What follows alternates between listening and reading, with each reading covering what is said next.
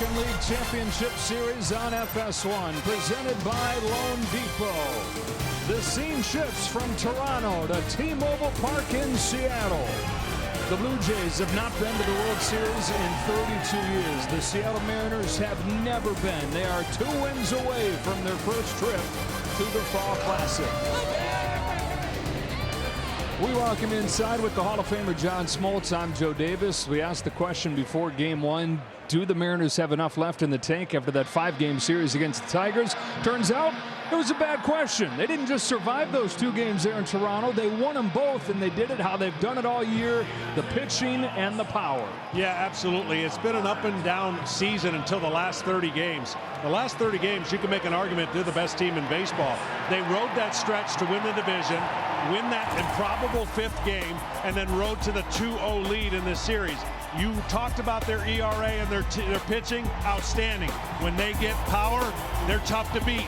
All the credit is to that team and that clubhouse for enduring what they did to get to this point. We're going to find out what these Toronto Blue Jays are made of. They were made of a bunch of offense against the Yankees. They steamrolled through the division series, but they've been stymied through 2 games here. The fastest way for them to turn it around is the guy that had led them for most of the season, Vlad Guerrero Jr. Absolutely, and it starts in the first inning. They just need to score first, get this great crowd as dim as possible, and it starts with Vladdy. You see 0 for 7. He was outstanding. Toronto wasn't and isn't as great as they were against New York, and they're not as bad as they are the first 2 games. Somewhere in the middle, that offense needs to get clicking with runners on base, and they got to do something better after the 2nd inning. You look at what those numbers are. Those are not characteristic Toronto. I expect a much better offense on the road. All right, it is the Blue Jays and the Mariners taking another cross-continent flight from Toronto to Seattle. It's the Mariners flying as close to the World Series as they've ever been. Game 3 coming up.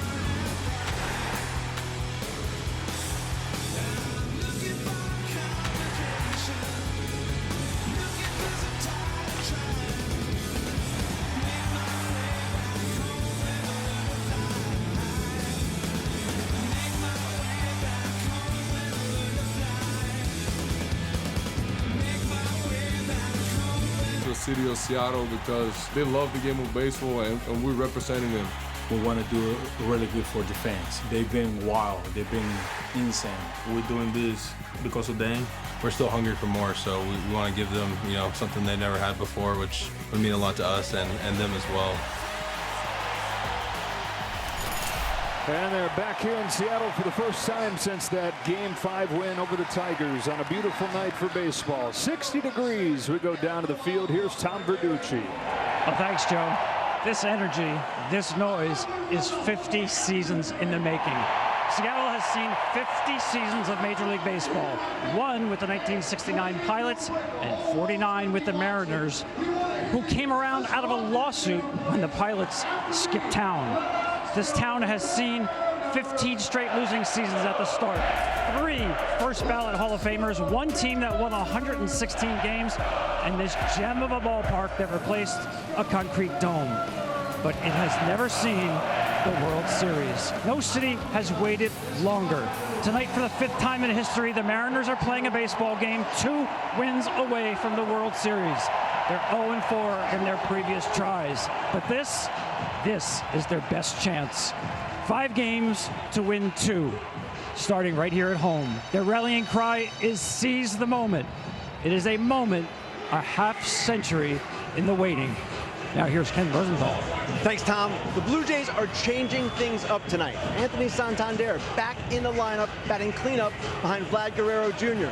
Santander is 6 for 15 with 2 homers off George Kirby, and he should be more of a presence in the 4-hole than Addison Barger, who was hitless in the first 2 games and dropped to the number 7 spot tonight.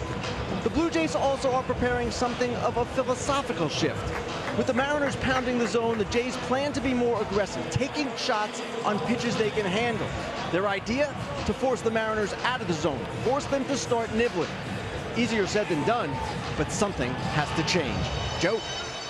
All right, Kenny and Tom, let's take a look at this Blue Jays lineup for Game 3. 34 runs during the division series against the Yankees, where they looked unstoppable. And then George Springer homers on the very first pitch of this series, but not a whole lot since. Lucas and Guerrero follow Springer, and then it's Santander, as Kenny mentioned, up into the cleanup spot.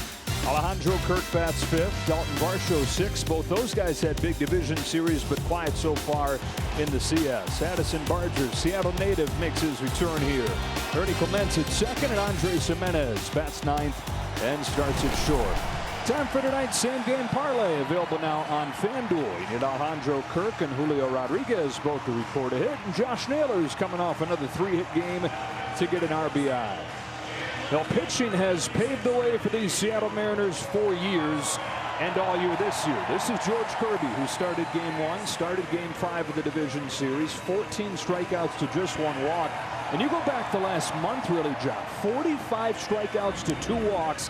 As the games have gotten bigger, he's gone to another level. He has, and he's going to throw a lot of fastballs, which is refreshing when we have an industry that throws the least amount of fastballs. But he's going to do it a variety of ways, and look for that sinker to be a big part of the game. He has great secondary stuff. And listen, they're up 2 games to none. The most important inning he's going to pitch is the first inning. That sounds like elementary, but you don't want Toronto to get ahead, and the first inning is the best way to put up a 0. Well, first inning coming up. We already had the ceremonial first pitch. And they're going with the big dogs here with the championship series having arrived. Randy Johnson, the ceremonial first pitch. Jays is saying, hey, Kirby's tough, but we're glad we're not facing this guy. Get him out of the game before it even starts.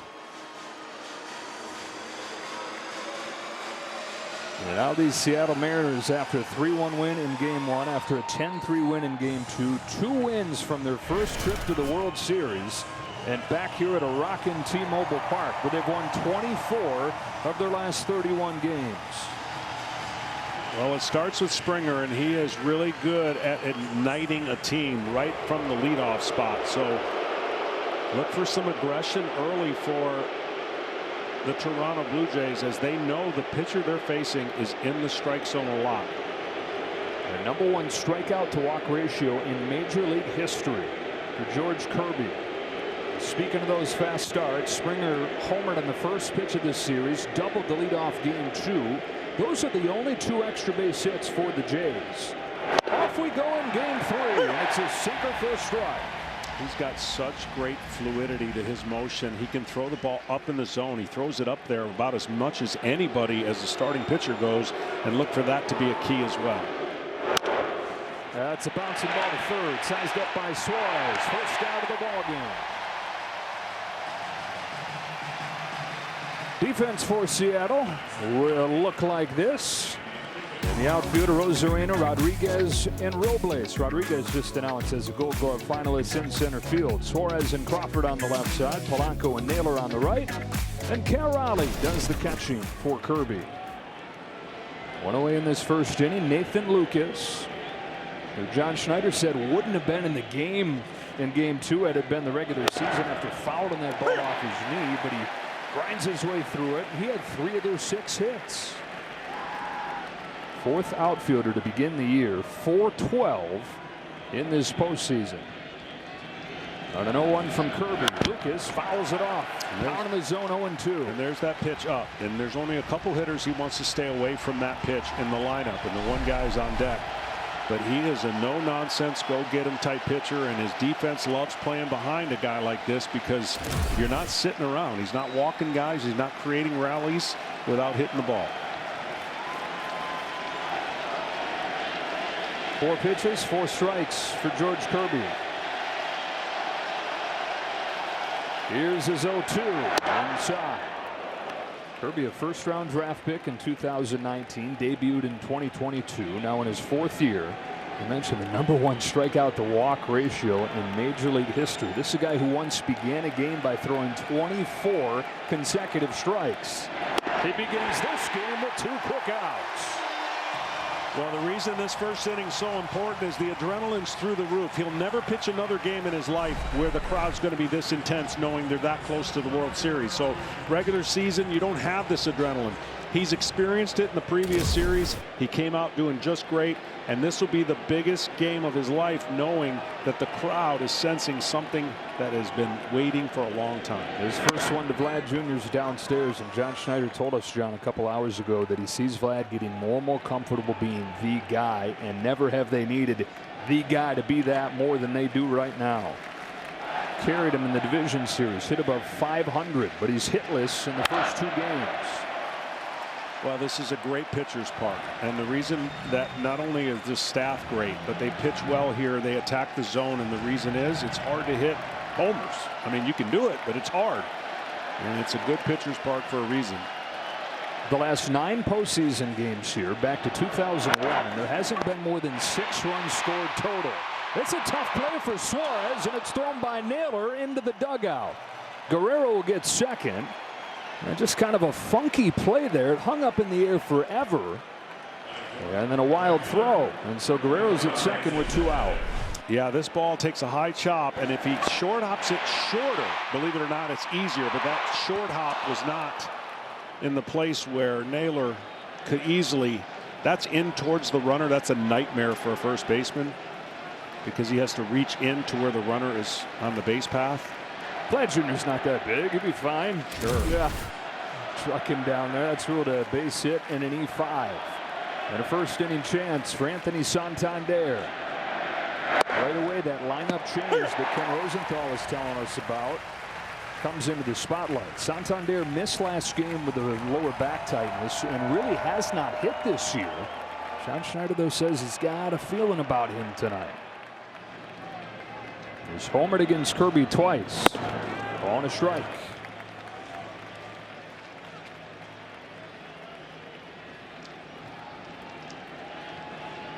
Santander missed a lot of this season with the shoulder issue. He came back for the final week. 4 for 23 since returning. On this 1-1 from Kirby, he swings and misses at the high fastball, strike 2. Yeah, that's just so tantalizing for the hitter. It looks good coming out of their hand, but that ball has great carry to it. 4-seam version up, 2-seam version down. Throws that high 4-seam more than anybody in the American League. And opponents hitting 140 against it.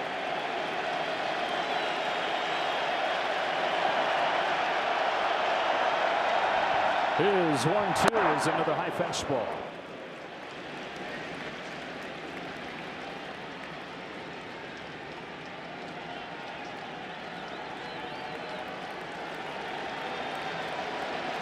Wait till you get to see his breaking ball. He hasn't broke it out yet. How about right there, the slider that he rode against the Tigers. He uses to finish off a scoreless first.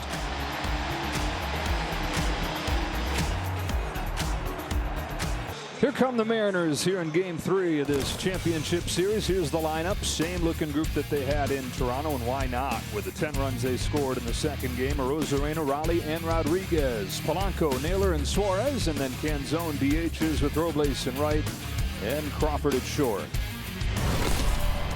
It's Shane Bieber for the Blue Jays, trying to improve upon his first start of the postseason, where he only lasted 2 2/3 at Yankee Stadium. Yeah, Shane Bieber's a lot of his success against this team was about 2-3 years ago, and so it's a relatively new pitcher that the Mariners are going to see post Tommy John. That 4-seam fastball plays really well, but it's the slider is the pitch of the night. If he has it, he'll be in there a long time. If he's not, well, Seattle may make it a short outing for him. Arozarena leads off and takes outside, and he did not have that slider against the Yankees. He didn't. It rolled too much, and when you throw a slider, it has to turn the corner, especially against right-handed hitters. You've got to have that equalizer on the other side of the plate.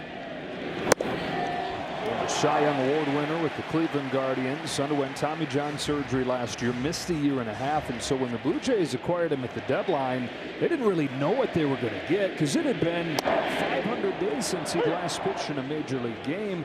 What you figure you're going to get while you can dream big, though, is going to kind of come and go, right? Yeah, I mean, next year's going to be fantastic for him, but right now there's that slider again.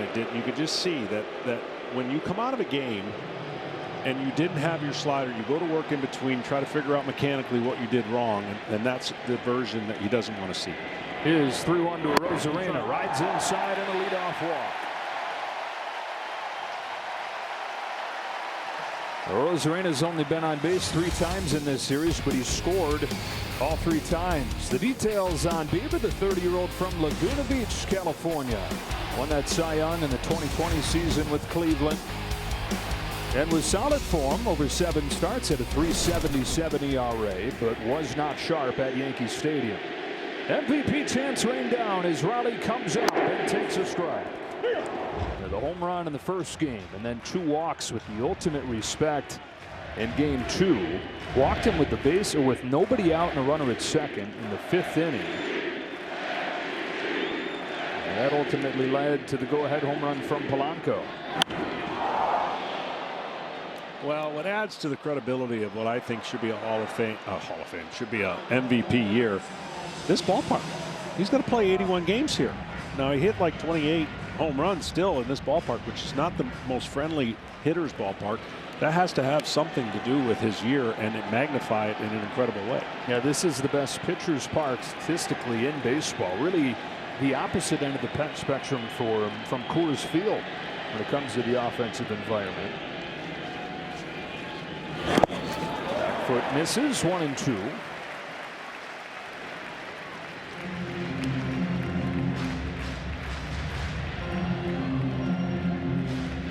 Here's those home run splits we were talking about. 28 of his 60 came right here. That much more impressive for the whole lineup. Yeah. 3rd in the majors in home runs.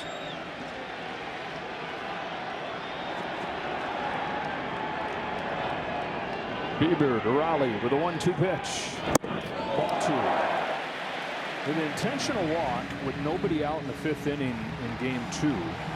He joins a list that is now Mantle, Rick Monday in the 1981 World Series, and Albert Pujols. Those 3 guys and Big Dumper, the guys that have drawn that much respect, that much fear, that early in a ball game. Well, he also hit 8 home runs in that ballpark on the road, so he was Babe Ruth as far as John Snyder was concerned. Rosarena's at first, nobody out. A 2-2 and a fly ball the other way for Lucas. On the move in the foreground, he's got it. Rosarena chugging back to first, way too close. He's in there okay. 1 gone in this first inning. We take a look at Fox Foresight, powered by Google Cloud, with the 3 home runs to lead to the 10 runs in game 2. That's now 10 this postseason for a team that rode the long ball all year. Well, 5 is the magic number for Toronto. They have an incredible record, 71-4 in the regular season when they scored 5.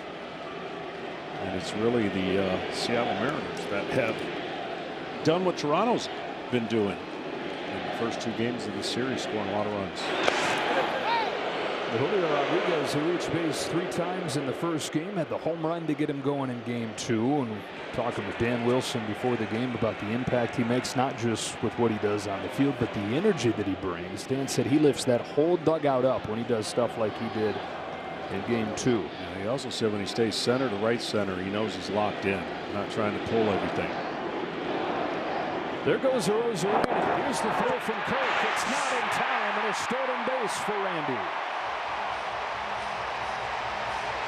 Well, he's not been on much, but when he has, he's wreaked havoc. Yeah, they steal a lot of bases. I think 3rd person in baseball, so they have the ability to create that tension for opposing pitchers. And they'll steal 3rd base, by the way. They steal it a lot. Runner in scoring position for Rodriguez. Takes inside, 1-1.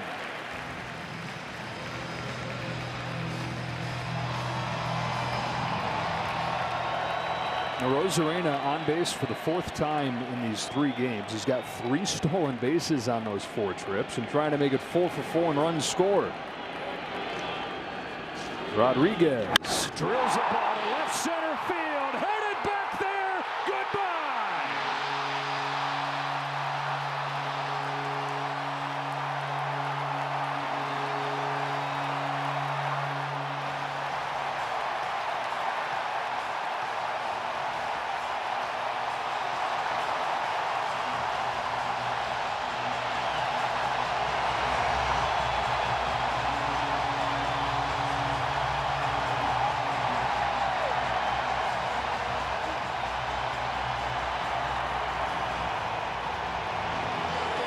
And it's Rodriguez starting the Mariners once again with another first inning home run.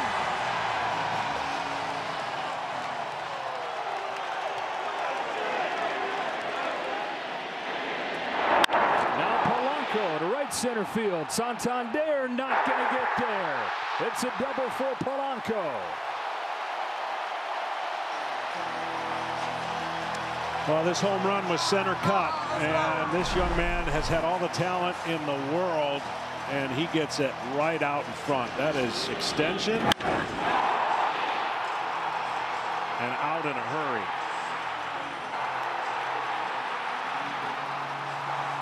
They got Sheck West rocking in here. It is a party in Seattle already. And now getting greedy with Josh Naylor standing in. 3 more hits in game 2. It's his third 3-hit game out of his last 4. Injured his groin a few weeks back, and that was bothering him again in game 2. We asked Dan Wilson, how's he doing? And he said, he's okay. And I went and asked Josh, said, how you feeling? And he said, I'm alive. And so that time of year where he's just fighting through it to get on the field.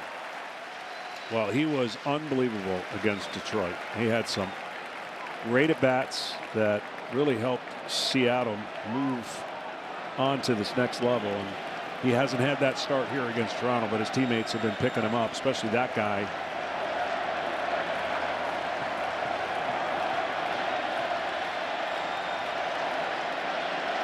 On a 1-1 from Bieber. A big rip and a foul. One thing Dan Wilson kept talking to us about is what special thing they have inside that clubhouse. They're close-knit. You hear that all the time from managers and successful teams, but sometimes there's separators, and they have been through so much. They travel. We talk about all their travel. We talk about everything they had to go through this season. The growing confidence of this ball club when they score some runs is through the roof because their pitching staff has the confidence 1 through 13 to lock down anybody they face. So this is not a surprise to them. It's a surprise to everybody else because of how they came about getting to Toronto and everything that Toronto did to the Yankees. For the last 2 years, the Mariners missed the postseason by a single game, and a lack of offense was the biggest reason why. They've had the pitching for years. This year, for a lot of it, the offense is actually better than the pitching because there are so many injuries to the pitching staff. But then you look up at the end of the year, the pitching's getting healthy. Those guys are all pitching well. They add pieces at the deadline. The offense goes to another level. And we talked about it right off at the top. This is now more than a month. They're almost unbeatable. 2-2. Got him with a high fastball, and the bat goes flying. No, you're right. I mean, you watch this baseball year as a whole, it was the streakiest baseball season I've ever remembered. And they were part of that streak. They were in a horrid place. And then all of a sudden, after they left, once they got to Atlanta, they started turning it around. And then they went 17 out of 18 they won at a stretch and locked down the division shortly before the season ended and really haven't looked back since. Eugenio Suarez, who doubled in the first game, hit in a walk in game 2, takes upstairs. Again, Wilson talked about the start of that 17-1 stretch, a couple big offensive explosions, and everybody just kind of exhaled. Everybody was uptight there, trailing the Astros by 3 games. Looking like it was maybe headed for the same fate that it had been the last 2 years, just out of a playoff spot, but then they all came to life together. Well, it starts with him. He's the can't-miss kid. And, you know, maybe underperformed a couple years there and trying to maybe do too much. Offensively, they did not score enough runs. And then all of a sudden, the additions that they made with the guy at the plate and Naylor, who just hit before, and they became a little bit more complete offense. You got Naylor and Suarez this year. Go back to last year. They got a Rosarena. They got Robles, who was awesome for them. Off balance, pops this one up into shallow center field. The shortstop Jimenez to put it away and end this first inning. But the Mariners take advantage of this full throttle crowd with a 2-run home run from Rodriguez. Off and rolling in game 3. The Mariners 2 wins away from the Fall Classic.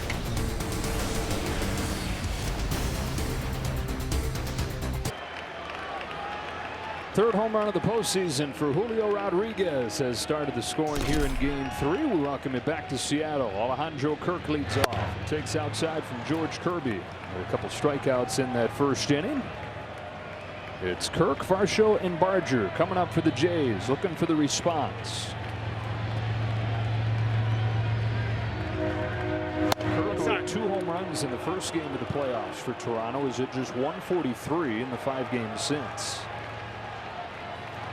Already seeing a rarity, a 2-0 count. You won't see too many of those with Kirby.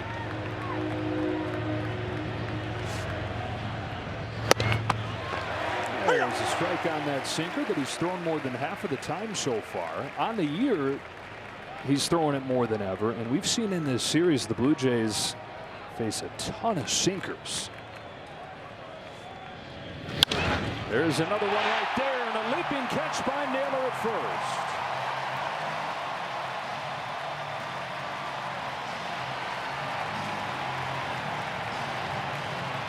Well, this is great positioning. Way off the bag was Naylor, and gets up for a line drive. Again, getting the leadoff hitter out in the first inning, in every inning of a postseason game is so huge and lessens the stress that you have to navigate. Here's Varsho with one away, taking a strike on a first pitch slider. I mentioned him using the slider a ton against the Tigers in Game 5. It was half of his pitch usage, and a lot of it came first pitch. George said, I know they're going to be geared up for a first pitch fastball, so trying to take advantage of that.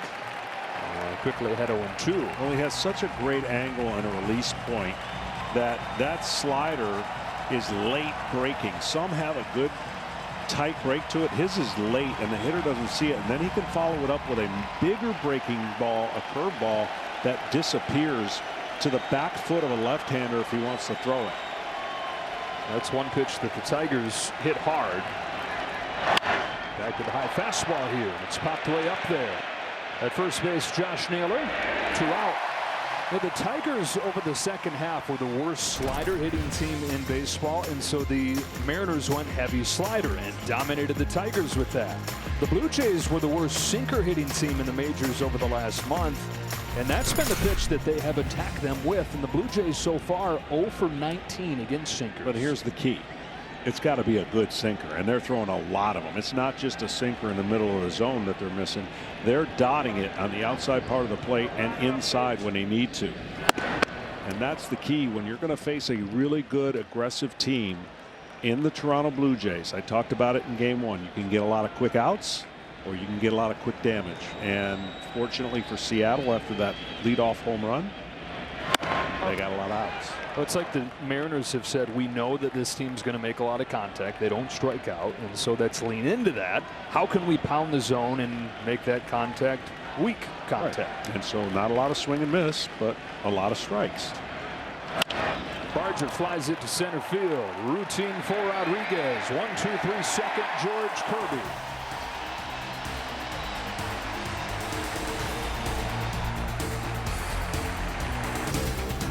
T-Mobile, the best network in the game, is now the best network in America. As we welcome it back to Seattle, Washington, where it's 2-0 on a Julio Rodriguez home run. At the bottom of the order comes up for the Mariners. Dominic Canzone leads off. Takes a strike on a changeup from Shane Bieber.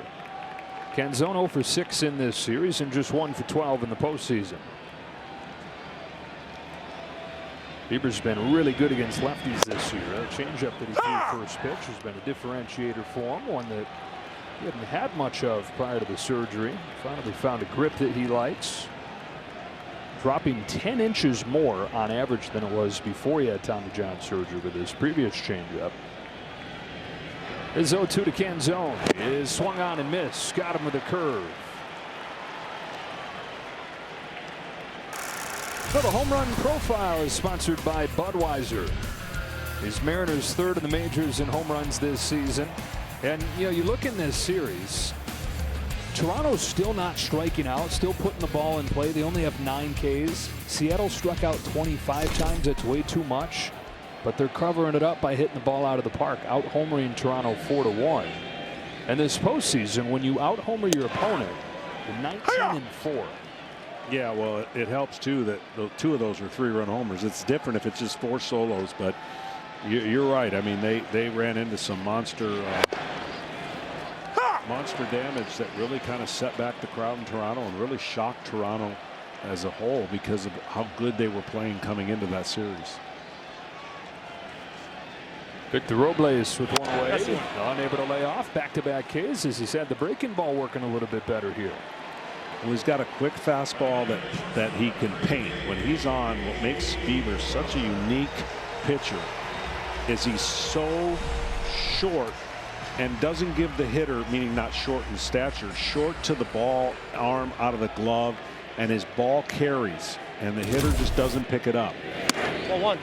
Like that pitch right there, it might as well be 97 to the hitter. When he's on plane and then he mixes his secondary stuff, fantastic. Is 1-0 to J.P. Crawford, tipped into the glove. Said there's still times where his body, quote, just doesn't really know what's going on. And this is 9th start since coming back from Tommy John. Ball 2. Hasn't always been smooth, but for the most part has found the way to fight with whatever he's had on a given night. And he said he was actually pretty happy with how he felt in New York and that he didn't feel like he was that far off from pitching how he wants to pitch. These are the kinds of days that motivated him during that long rehab back from Tommy John, thinking about pitching in the postseason again.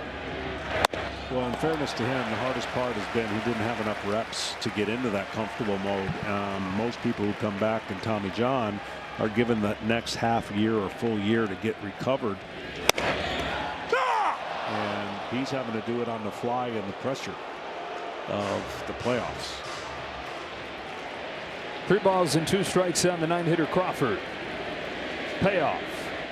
Got him, and he strikes out the side in the second.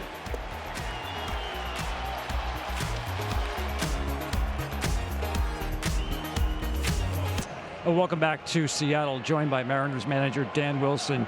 George Kirby, so talented. He can be different kinds of pitchers. Tonight, 20 fastballs out of his first 24 pitches. What stands out to you? Yeah, you know, his command. We talked about it a lot. He's got great command with his heater.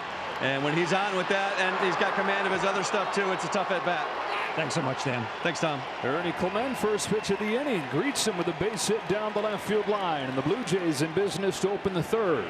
Yeah, a little bit shocked by that first pitch. We talk about all those fastballs, but you mentioned it. This guy loves first pitch. He pulls his hands in on a fastball in and pulls it down the line.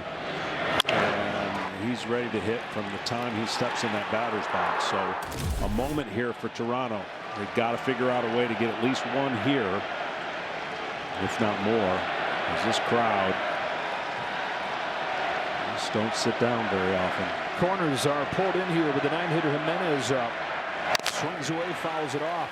Yeah, this crowd stood for most of that 15-inning game. It was amazing. It really was. I mean, I watched every second of it at home, and the tension and the way that game ended up and the way it was played, they had to sleep for 2 days after the game. Here's a high fly ball off of the bat of Jimenez that's carrying well. Robles turns and watches it fly. It's the 9-hitter Andres Jimenez, of all people, giving Toronto the swing that it desperately needed. It's tied at 2.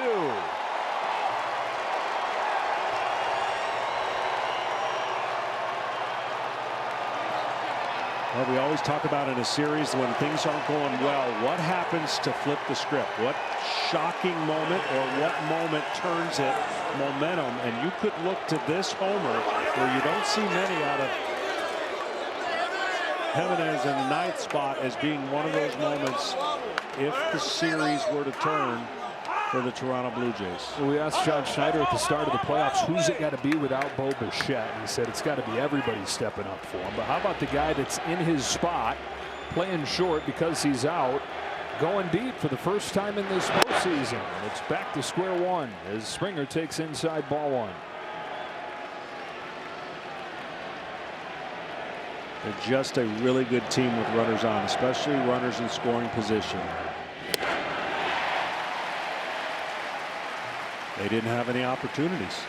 Really, after the first inning in game one, they had very few opportunities. First two games, they were 1 for 42 from the third inning on. They're 2 for 2 with 2 runs here. Calling 2 strikes on Springer. There's all the offense in the early innings the first couple games. Homer in the first game, the double in the second game. 5 extra base hits out of his 5 hits total this October. Fly to right. Robles makes the catch and protects that shoulder as best he can. That looked a whole lot like the play that knocked him out for most of the year back in San Francisco 2 weeks in. Took back at the home run that sailed over his head. There's a sinker that catches the middle part of the plate. He's ready for it and went up there with a plan. I don't know if it was to launch, but he did. Only 7 home runs all year. First one of the postseason. Ties game 3. Outside. Ball 1 on Nathan Lucas.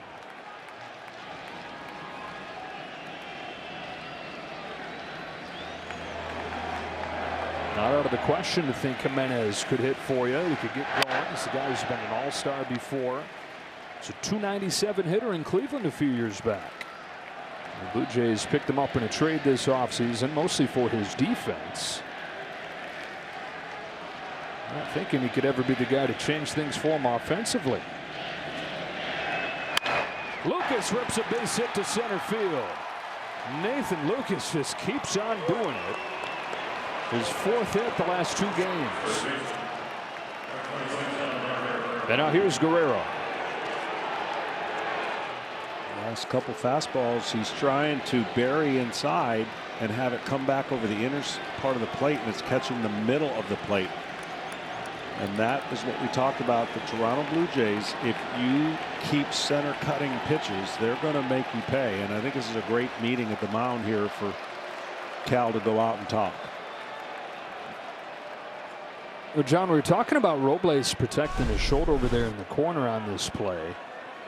This is really eerily similar to the play that he made in San Francisco 2 weeks into the year, where he dislocated his shoulder and then ended up missing the entire season. Didn't come back until the final month, and you know that had to be in his head as he went over there. That one, that was awful. It was in the 10th game of the year. Didn't come back until late August. A guy that brings so much energy for him. And forget the energy, just the defense, period. The defensive play of the year for him in Houston to help wrap up the division with a diving catch.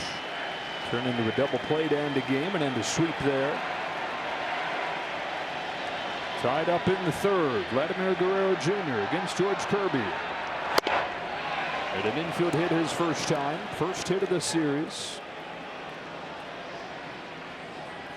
Stay away, get a ground ball. Slider away, get a ground ball. Slider over the middle of the plate, you'll get a fly ball, and it could be bad news.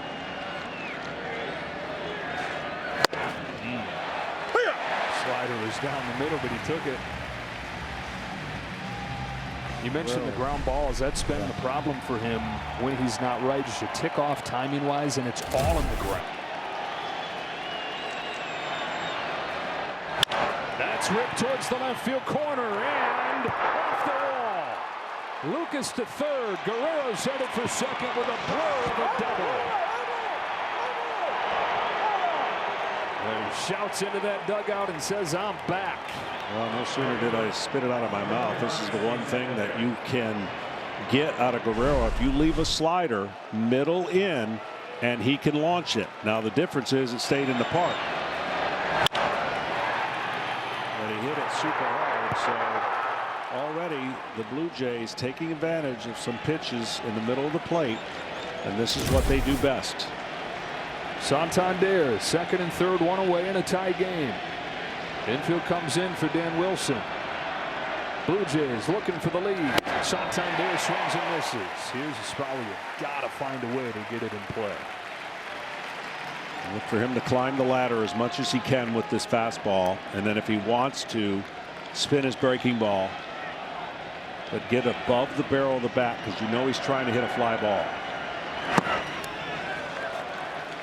So it's either above the bat in the barrel or below it. And that's what he tried to do there with the breaking ball. Well, he's been a guy who's limited the walks. The strikeouts have come at the highest clip of his career this year.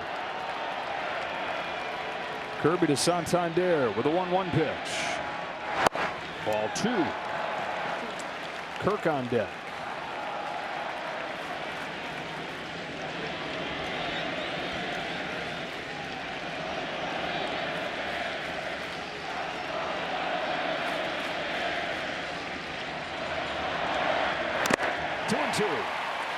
First 2 innings relatively easy. Got the leadoff batter out each time. This started with a double. And that starts a rally. And I told you, anytime you get a runner on in the postseason, it's a rally.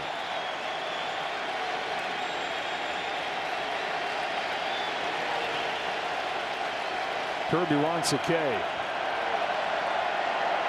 With a 2-2.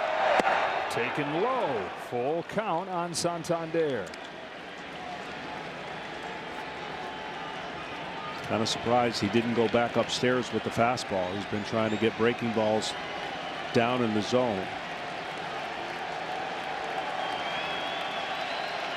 4 hits in this inning. Lucas at third, Guerrero at second.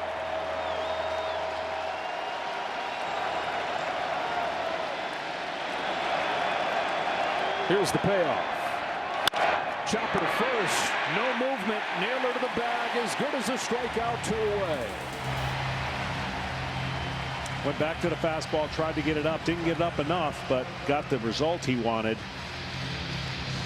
And now a chance to bear down and get out of what could have been a nightmare inning here. Again, ball up to Kirk. Not exactly the best pitch. That's not what you want.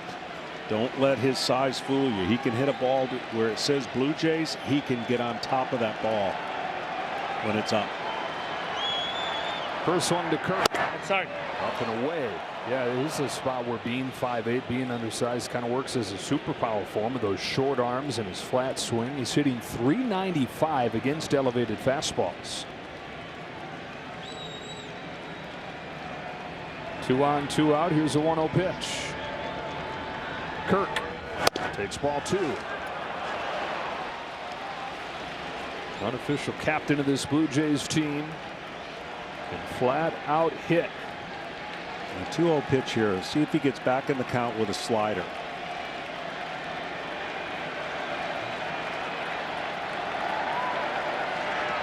Yeah, he just missed.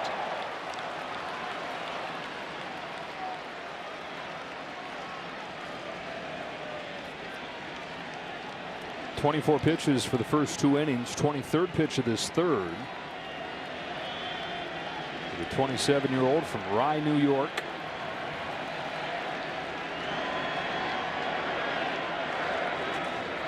A 150 postseason ERA for George Kirby.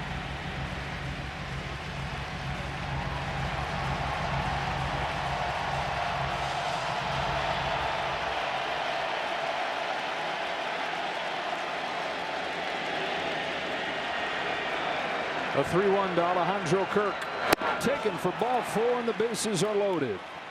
First walk of the game issued by Kirby, and a big chance here for Dalton Varsho.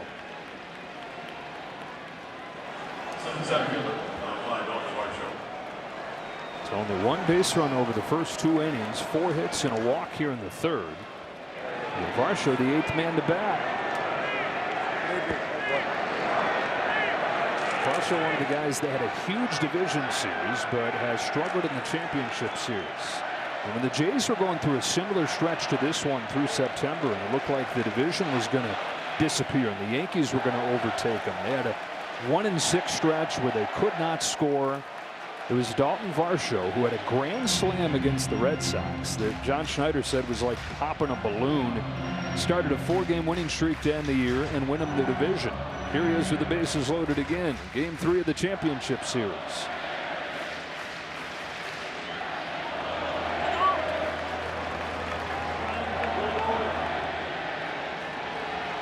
Kirby to Varsho. In the dirt, Riley keeps it close.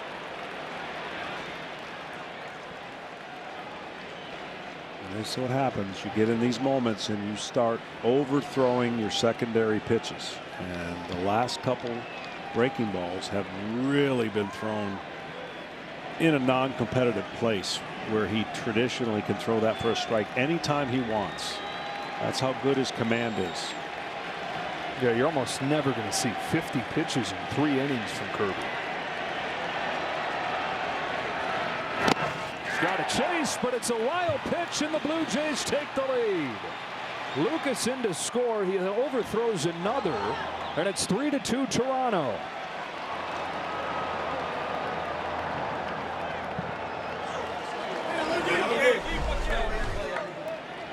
I mean, just a tough play for Cal. He's trying to scoop that short hop, and it catches the top of his glove.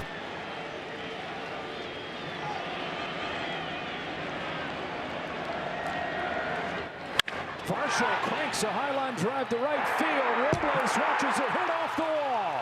2 runs will score. Varsho with a double. The Blue Jays offense has come to life. A 5-run third.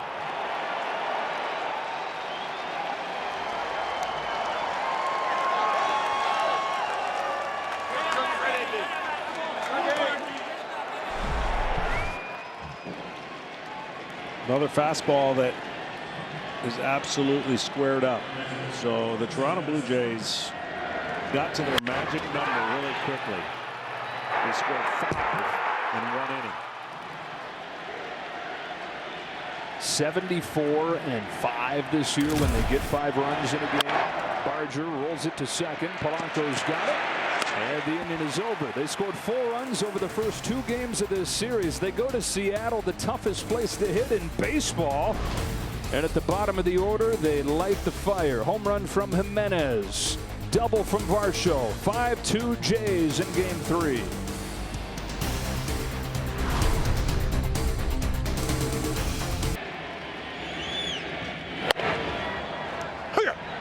Randy Arozarena, top of the order for the Mariners here in the 3rd, trailing for the first time. 5-2 Toronto.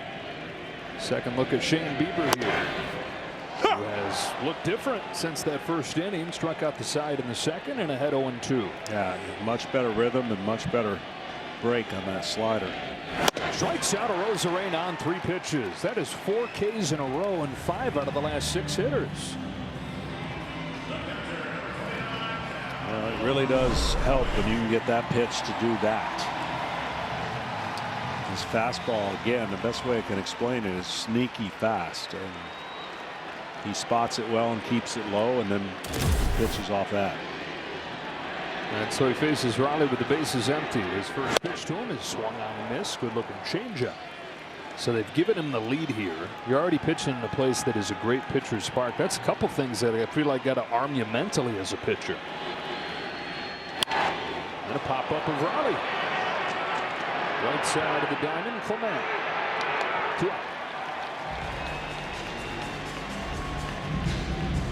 Well, here's the one guy that's gotten him. You go back to game 2. Rodriguez homered down the line to start the scoring. That was a 3-run blast. And then in the first inning today, a 2-run job.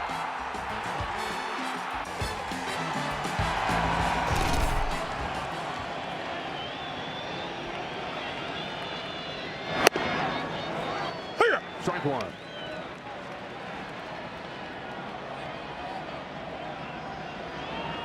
The guys after Cal Raleigh getting involved too.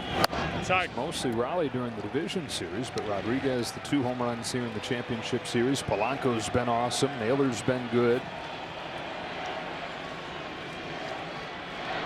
Now the chase, 1-2.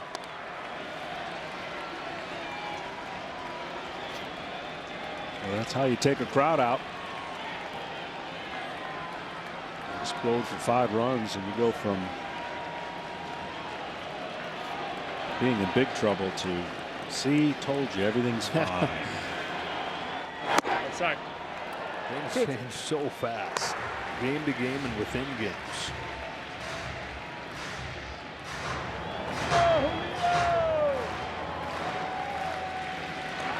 Bieber's 2-2.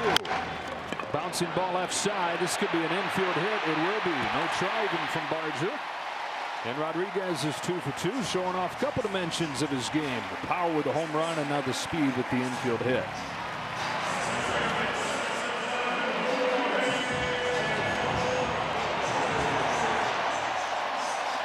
As Jorge Polanco comes up to the plate, player profile is presented by Liberty Mutual. He's been a monster for him in this postseason. He's been great really going back to mid-August. You go back to mid-August, he's 3rd in the majors in slugging. He's top 5 in runs batted in.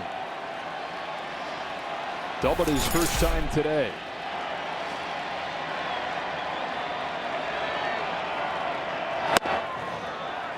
They asked him, man, how do you keep doing it? And he said, I love these situations and keep it simple. And what can I say? I'm clutch.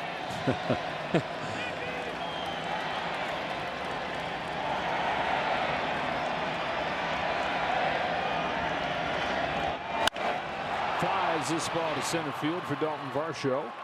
And a shutdown inning for Shane Bieber. 3 innings in the books. 5-2 Toronto. Back at T-Mobile Park with Blue Jays manager John Schneider. John, you're coming off a 5-run inning.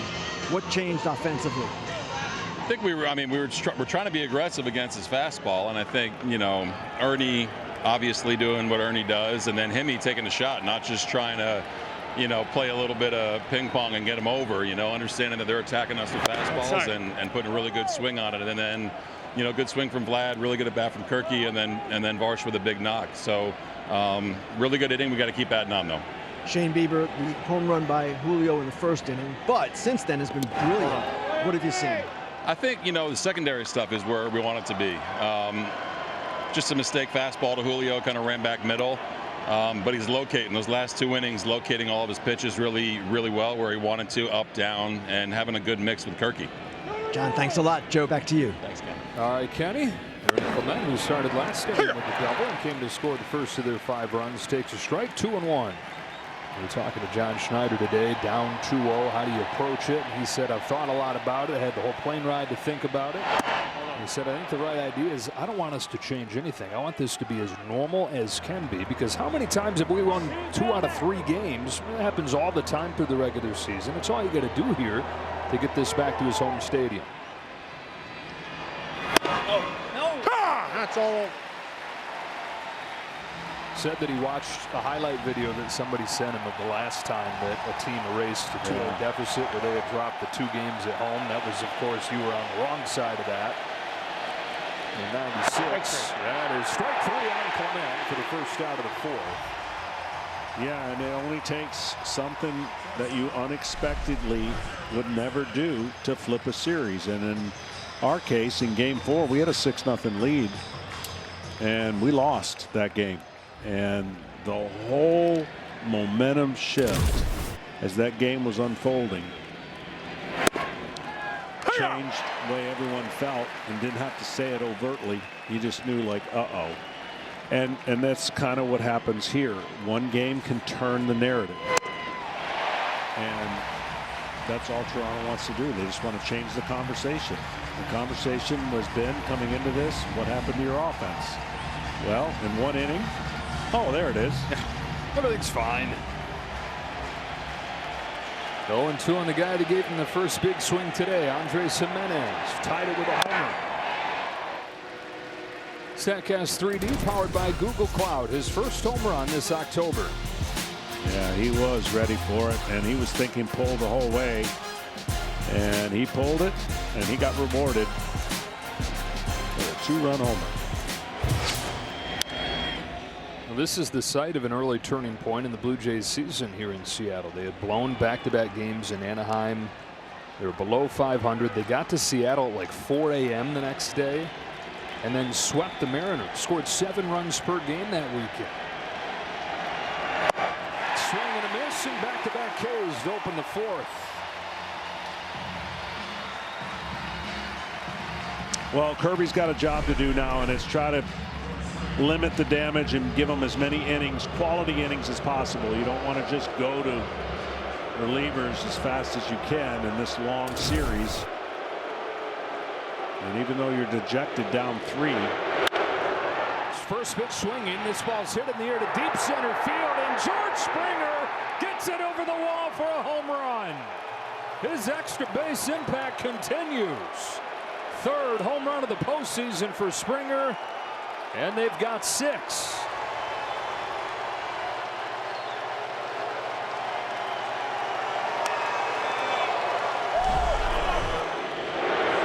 Fastball outer third up. He was ready for it.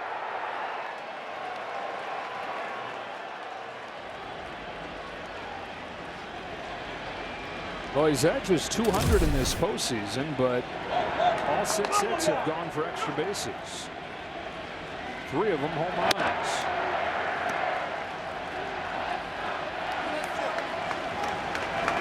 Boy, who saw 3 home runs over the first 3.5 innings of this game, Kyle?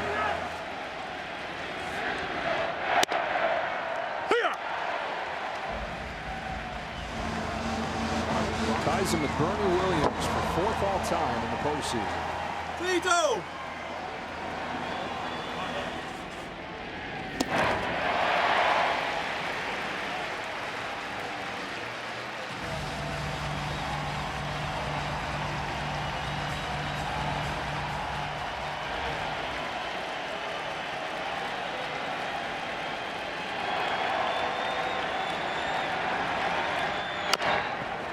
Lucas taps it along first. Kirby's there. Good athlete, makes good play, and ends the inning. Back-to-back strikeouts to start the inning, but then the first pitch that he sees, as he did the first pitch of the game in Game 1, George Springer clubs a home run.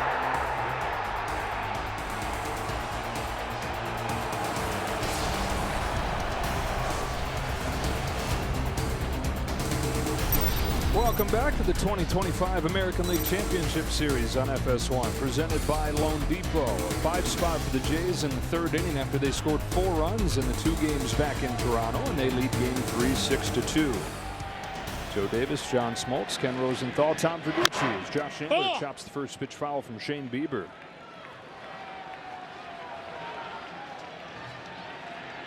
Two-run home run for Julio Rodriguez in the first inning. Just 1 base runner in the 2 innings since, as Bieber's collected 4 Ks in that stretch.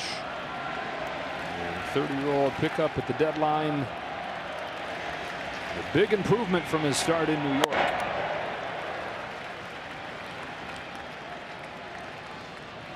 Well, you know he's going to go to work in the side session and figure it out. He certainly has been much improved. Clement takes his time and gets Naylor. Takes his time because he was asking Kirk if he was all right. That follow through caught him pretty bad, or he thought it might have caught him, so he was checking with the catcher. And watch his follow through on the swing. He catches him. All right, maybe not as, but he was going to check and make sure. Got a brother who's a catcher. He's checking on his brother's fraternity brothers. Ball on Suarez. Popped out his first time. A hit in both games in this series for Suarez. Bieber's 1-0. Swing and miss. And that's the same swing that Suarez is going to have on almost every swing. It's the ball he's looking for to launch. And he just missed it. It's hit 50 home runs this season, regular and postseason combined. At the top of the majors in home runs since he debuted more than a decade ago in Detroit. Tigers to the Reds, to the Mariners, over to the Diamondbacks 2 years ago, and then back to Seattle at the deadline this year. I mean, this should be a slider away off the plate, and I don't know if he could stay off of it. Well, he just didn't get it high enough. He can repeat it again on 2-2. But throwing that slider, I'd say about knee high, coming out of his hand, that will be hard for Suarez to stay off. He's got so much more swing and miss on that pitch than he did against the Yankees when he only had 5 swings and misses total. He's doubled that tonight. Here's his 2-2 to third, and Barger is over the plate, but he got away with it 2-away. Play the Fox Super 6 MLB Playoff Challenge. Download the Fox Sports app right now and enter for free for a shot to win your share of $10,000 in cash prizes. See the Fox Sports app for details. So he's retired 10 of the last 11. And Dominic Canzone comes up on a gorgeous night here in Seattle. With the roof open, temperature dipping down into the high 50s. Am I saying gorgeous night and you're looking at me in my coat? No, it is. Thick coat. Nice. It's nice. It's a little chilly though, right? A little bit. A little crisp.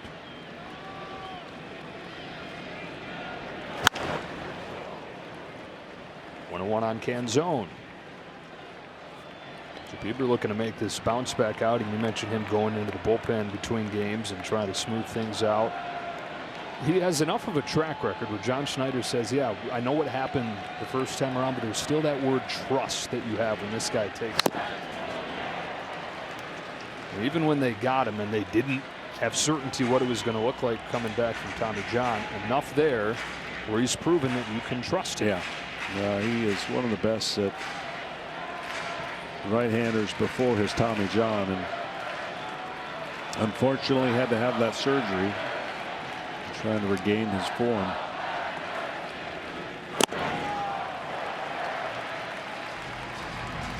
And again, I know we talked about it before, but it's the weird factor of chasing velocity that may or may not have contributed to his Tommy John. He wanted to get velocity back, trained differently, and did some different things, and unfortunately, Tommy John.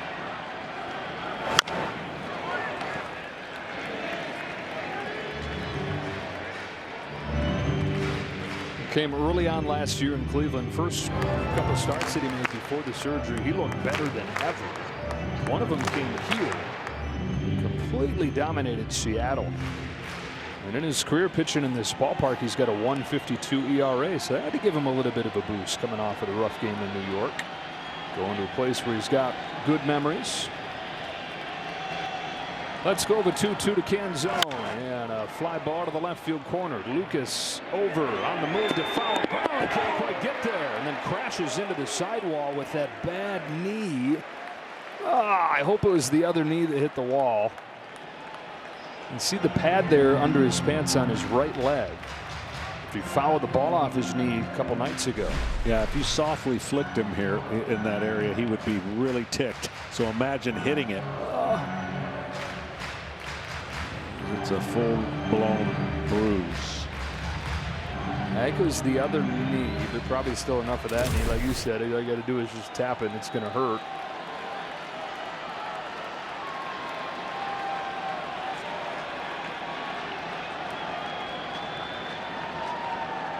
Another 2-2. Picturing Ricky Bobby at the doctor's office. You feel it stabbing the thigh.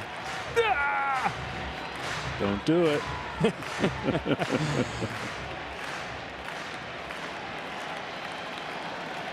Eighth pitch, Bieber to Canzone. Bieber wins the battle with a disappearing changeup, and Shane Bieber with 6 strikeouts.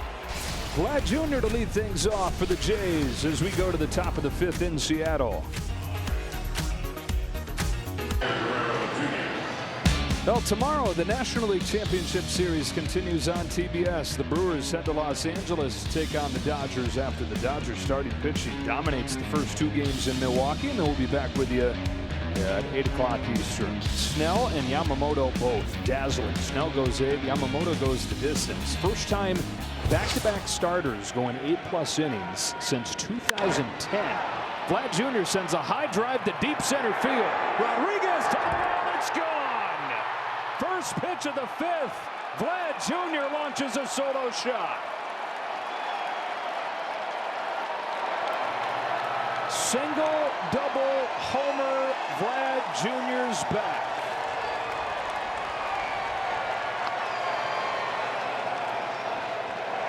And it is 7-2 Toronto as they've gone deep 3 times in game 3. Well, again, slider there at the bat angle that he likes, and he knew it. He didn't know how close it was, but he knew it, that he hit it good. And Julio just came so close to an incredible Rob home run. Santander. You know, Vlad Jr. is starting to show an ability to do things that only the upper tier of superstars seem to be able to do, and that is on command when he knows his team needs him, push a button and be a superhero. I mean, you look at the division series, first at bat hits a home run with all the pressure on the Blue Jays. Can they win a postseason game for the first time in a decade? Can he show up in the postseason? He had never hit in the playoffs. On command, he was a monster. And here his team is in serious trouble, down 2-0, again stepping up and putting him on his back. Yeah, you talk to hitters and, you know, what does it take, right? The ebb and flow, the up and down, days off, go through stretches where you're 1 for 20. And then something happens and it clicks and you just feel like you're just a moment away from going 7 for 20, 8 for 20. And he put on a show in that first series. And it was almost impossible to continue that in this series. But this game's crazy. Santander takes the walk.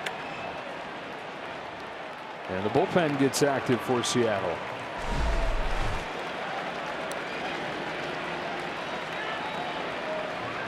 Bullpen more than active.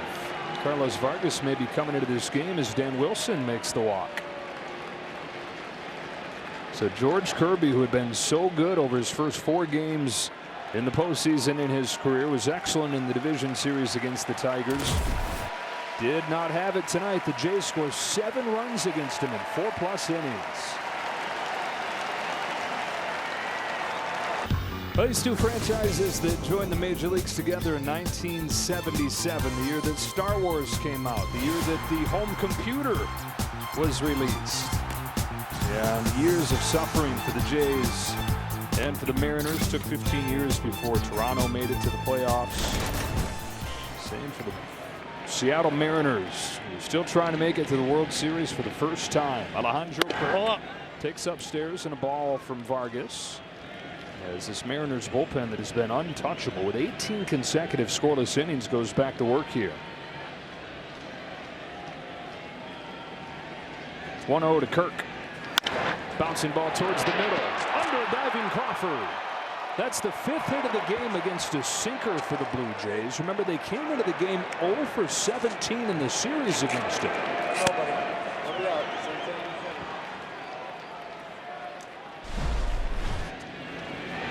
Making the adjustment. Hitters go to the cage to work on things. They see a game plan.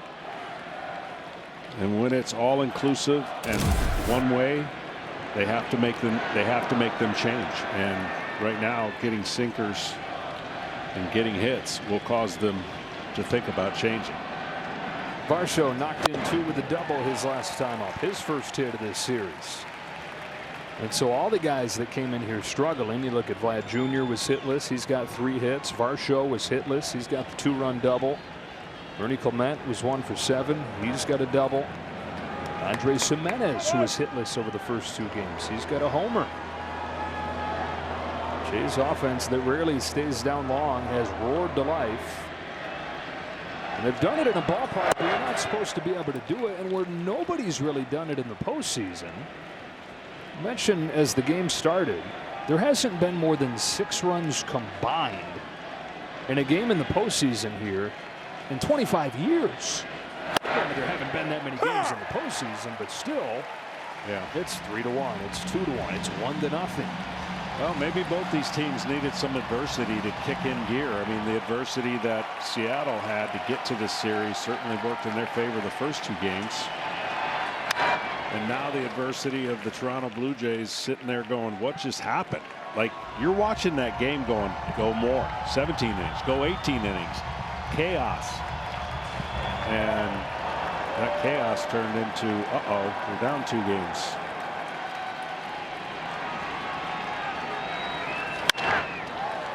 Fly ball, shuttle right. Polanco's under it with the infield fly rule for the first out, and we check in with Tom Verducci. Yeah, this was a classic matchup, strength on strength. George Kirby, fastball, strike zone pounding pitcher against a great fastball aggressive team. Decided edge for the Blue Jays. All 9 hits they have in this game have come in the first, second, or third pitch of the at-bats. The run-scoring hits, 0-1, 1-1, first pitch, first pitch. They are not waiting. And really, they weren't of the first 2 games either. It's just they weren't getting the results. They had just the 1 home run from Springer. weren't hitting the ball nearly as hard as they did against the Yankees, and the hard contact that they did have was either straight up or into the ground.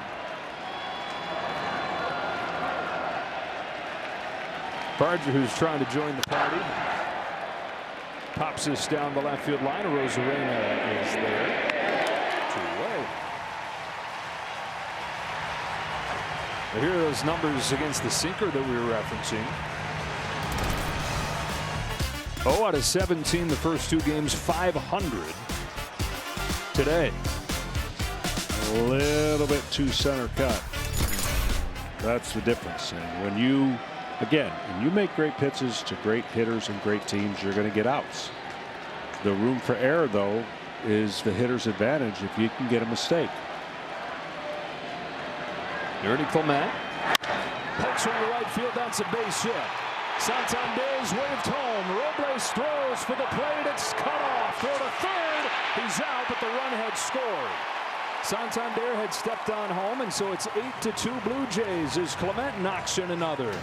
5 in the third, 1 in the fourth, 2 more in the fifth. Third consecutive inning with a long ball. First it was Jimenez, and then a little more likely characters, Springer and Vlad.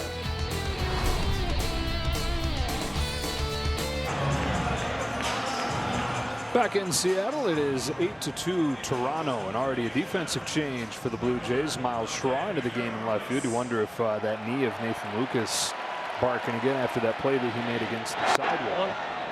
Shane Bieber goes back to work, misses high with his first pitch on Victor Robles. I beg your pardon, Lucas has moved over to right field, so the knee's fine. Santander's out. This is just an early defensive strike by John Schneider. Here you go.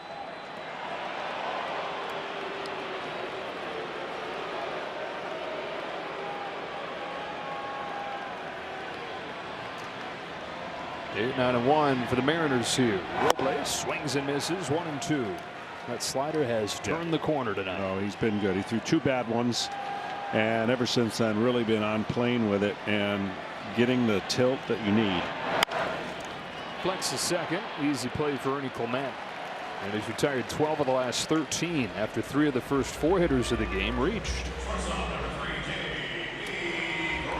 A little easier to pitch now when you got that lead, but you still want to make sure that you don't give your manager any reason to cut your work short. He would love nothing more to let Shane Bieber go 7 innings, I'm sure. Especially the state of this bullpen. That has been the biggest differentiator in the series is Seattle's pen versus Toronto's pen. A strike on J.P. Crawford. Seattle's pen hadn't given up a run prior to this game, while the Toronto bullpen giving up the 6 runs the other day. They're in 2 games in Toronto, now with a 6 ERA in the postseason. Crawford with a base hit into center. And a 1-out base runner for the Mariners with the top of the order coming up.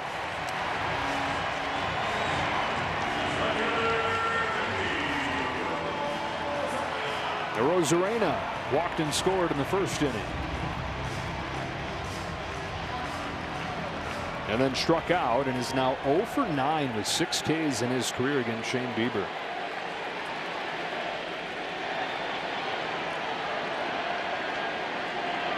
Well, 30-year-old out of Cuba. The Cuban Rocket, they called him, coming up.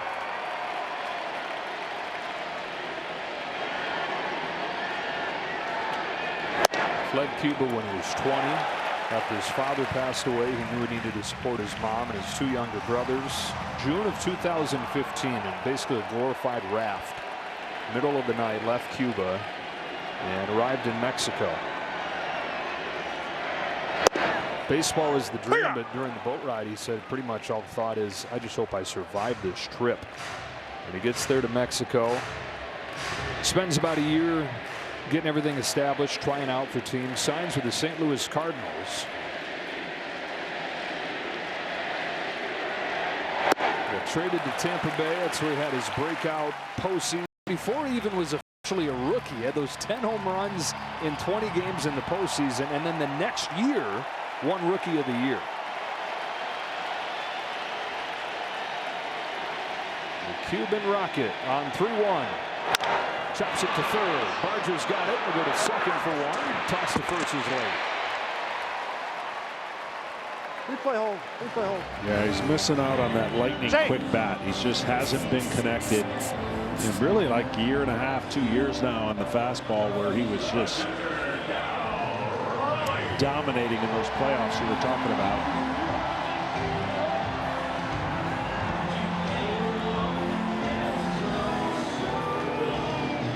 Two away for Raleigh. 0 for 2 today against Bieber.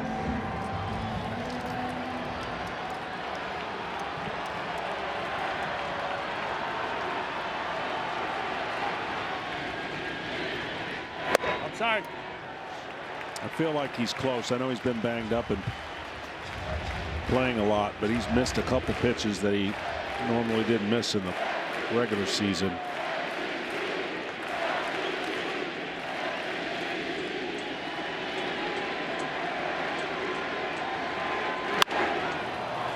Pops this one up. Foul ground at first. Vlad Jr. and Kirk over there. Out of room. And see, that's where they go. He has a big hole inside. It's a weird stat. He has a high sluggage percentage on the inside part, but he also has a lot of swing and miss on the inside part of the plate. So they were trying to get him close to his hands, but going in there, the room for error is huge. If you make a mistake, he pays it off. But if you execute, he's not going to get that hit.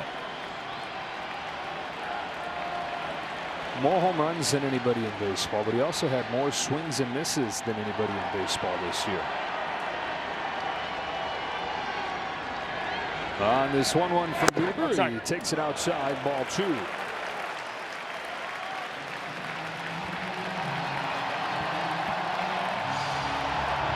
And the bullpen gets moving. Mason Fluharty.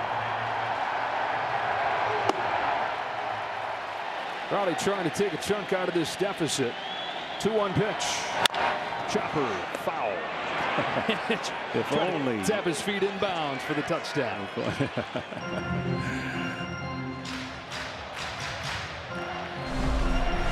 That'd be a cool rule if you were in fair and you grabbed it foul and made it I kind fair. of like it. Drag the toe. Ooh, I don't know. College. He's in college. For sure.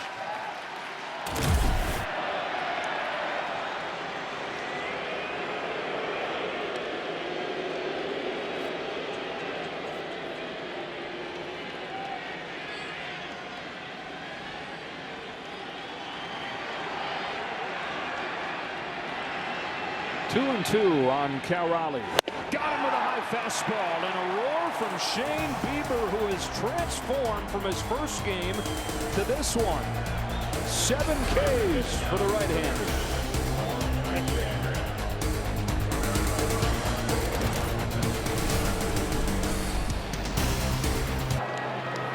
Now the Blue Jays had 1 hit after the second inning in the 2 games in Toronto. They have 8 hits over the last 3 innings here. And 8 runs. Andres Jimenez leads off the top of the 6th and fouls off the first pitch from Carlos Vargas. I mean, it's all upside down. It seems like every time we think we know what's going on, we think we have an idea where the series is headed, it goes the totally opposite direction with the road teams reigning supreme. Bounce under Suarez and into left field for a base hit to open this inning. Well, it's an offense that I know it sounds like, well, it can't be this simple. But their rhythm, when they get hits and get on base, they just do it better than anybody else. I mean, statistically proven, when the runners are on base, in position, they do their thing better than anybody else. So that's how they get it done. And if they are to come back and win this series, that's how they're going to get it done. We talked about this being a place where they had a big moment early on this year. Max Scherzer talks about this series in Seattle back in early May, and Max has been around a long time. He's going to start tomorrow's game, by the way, but an 18-year veteran said he identified this series here where they swept the Mariners as the moment when he knew this team was special, because they had just gotten rocked by the Angels, tough losses, had all the excuses about they didn't sleep, plane got in late, but they came back and dominated. Springer off the end of the bat to right field. That's going to find a hole. Springer throws on the brakes as Robles gets it into the cutoff man, and they're at first and third with nobody out looking for more. Speaking of Scherzer, he's probably sitting there going, all right, boys, save a little bit of that for tomorrow. Ken Rosenthal?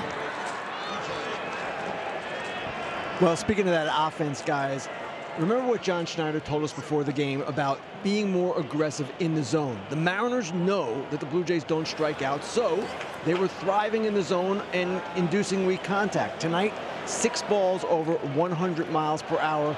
That aggression, taking shots, it's clearly paid off. Well, we figured it was a matter of time before this Blue Jays offense, one of the best in baseball all year, woke up. Out of the bullpen is sponsored by AT&T. It is Caleb Ferguson coming on to pitch, who they picked up at the deadline from Pittsburgh. He was really good in September. Had a 1.80 ERA in September, but then one of those outings in the division series where they've stayed away from him since. He gave up 3 runs without getting an out in Game 3, his first outing since then. And it comes in an 8-2 game with runners at the corners and nobody out. Nathan Lucas bouncing the first pitch to first. Here comes the runner from third, and he'll score with a dive as Lucas is tagged out. Jimenez in to make it 9-2 Jays. Contact always does something, and it's not 100 miles an hour contact, but it's contact nonetheless, and that scores the run. And a great read and an RBI. They're going to put Vlad Jr. on intentionally here with first base open. Tonight they've paired that contact with the power.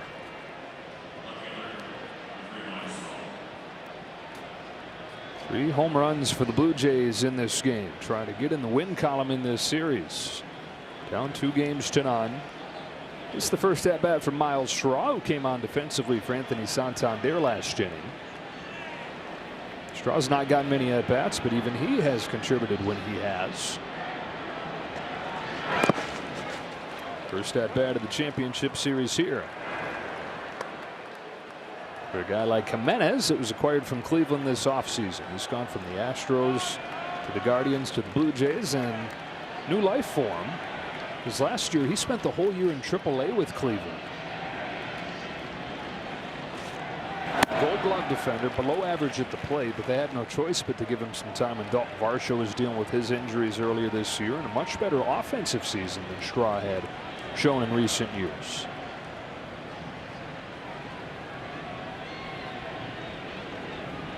Varsho back. Straw still has a role. Former junior college walk-on. He didn't have any scholarship offers coming out of college, but he wanted to keep playing, so he followed a buddy to St. John's River Community College in Florida. He got drafted out of there a decade ago. On a 2-1 pitch.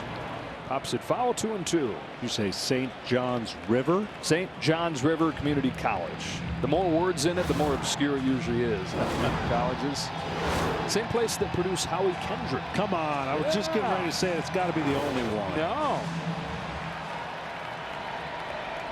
It's a factory. That's right. It's produced a World Series hero.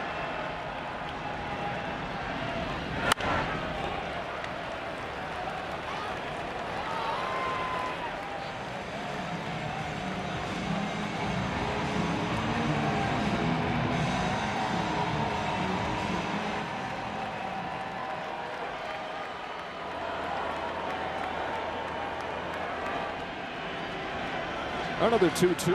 Straw is down on strikes.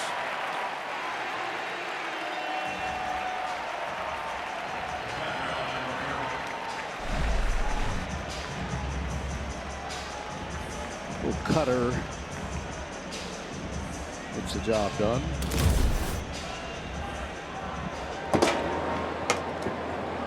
Straw frustrated, headed back there into the dugout as Alejandro Kirk comes up. Kirk quiet the couple games in Toronto, but he's walked and singled today.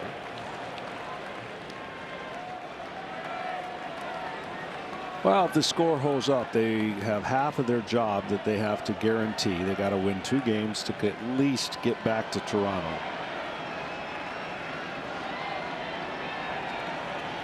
And it's easy to say, but it's harder to do. You got to go, hey, we got to bring these guys back with us. Period. So the job is we got to win 2 games. Mentioned Max Scherzer going for the Blue Jays tomorrow. Luis Castillo set to counter for Seattle. Kirk sends a fly ball the other way. Robles retreating to the track, to the wall. It's another home run. Opposite field blast for Alejandro Kirk, and a dozen for the Jays on their 4th bomb of the night.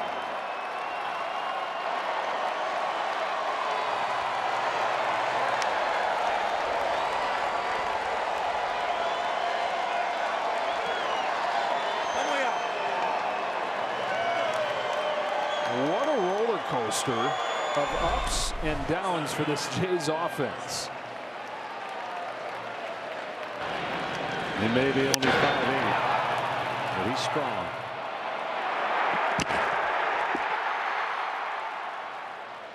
Third of the postseason for Kirk after he had 3 the last 2 days of the regular season. Pouring it on in game 3.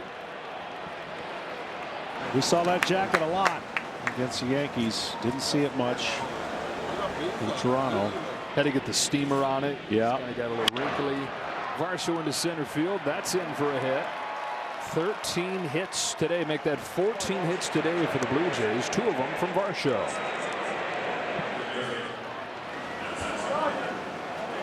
5 in the 3rd, 1 in the 4th, 2 in the 5th, and 4 here in the 6th. And the Blue Jays are going to have the same luxury that Seattle had in game 2, and that is they don't have to use their top relief arms. No. And you know, 3 days in a row, there was a high likelihood if they were in tight games, they were going to have to do that.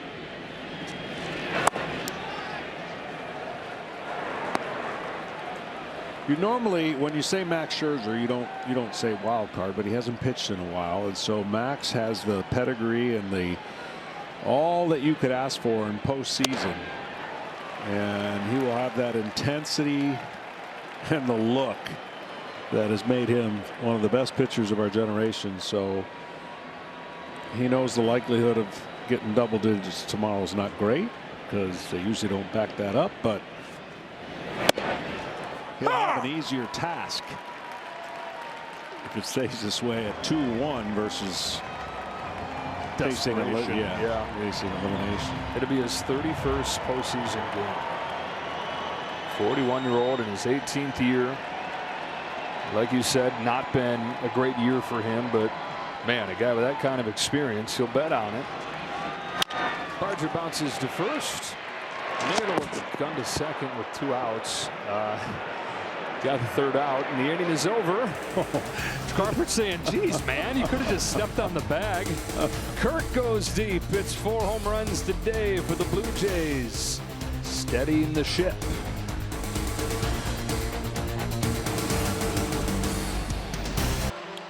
Just when you think you got it all figured out, here come the Blue Jays off of the deck. 12 runs in game 3. They've hit 4 home runs in this game. And still very much alive in this championship series. 12-2 to the bottom of the 6th. Julio Rodriguez leads off for Seattle. And Shane Bieber keeps on trucking. Rodriguez launched a 2-run home run in the 1st inning, riding the wave of the crowd, and it was like, oh boy, this may be a runaway train, but only 2 hits since. Yeah, crazy when you slow everything down and you go, golly, man, you play this game 10 more times with a 2-0 lead and Kirby on the mound. There's no way you're going to see 12 runs on the board, but give Toronto credit.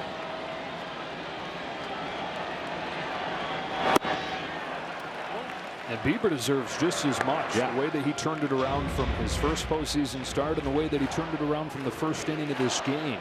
Yeah, struck out the side after that 1st inning. Struck out 4 in a row. Side. Kind of night he envisioned. Those long, monotonous, lonely days of Tommy John rehab.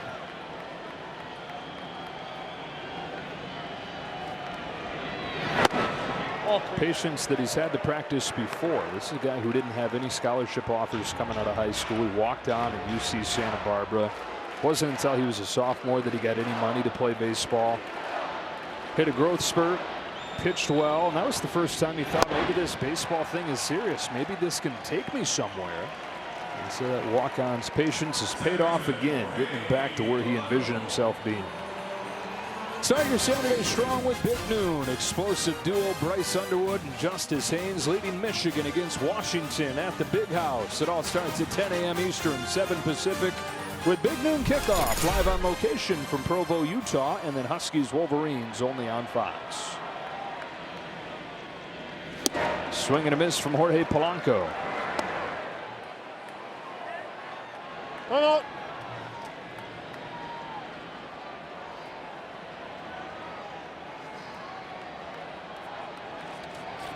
Braden Fisher getting loose in the Blue Jays bullpen.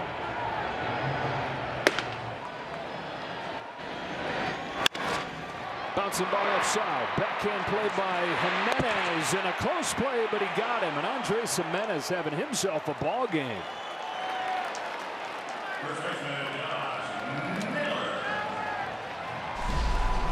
Yeah, great play backhand in the outfield. He had to get rid of it quick. And on the money.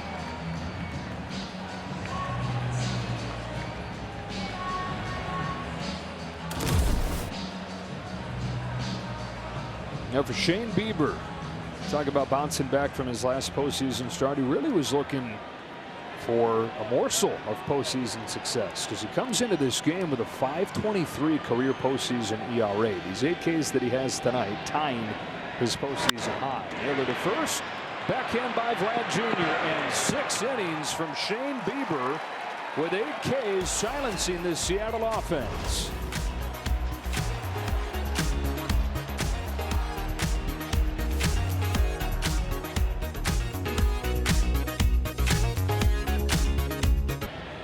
Play Ball is baseball's global youth initiative to highlight the fun and accessible ways to play our great game. To learn more, including how to find a league near you, go to playball.org and follow @playball on X, Facebook, and Instagram.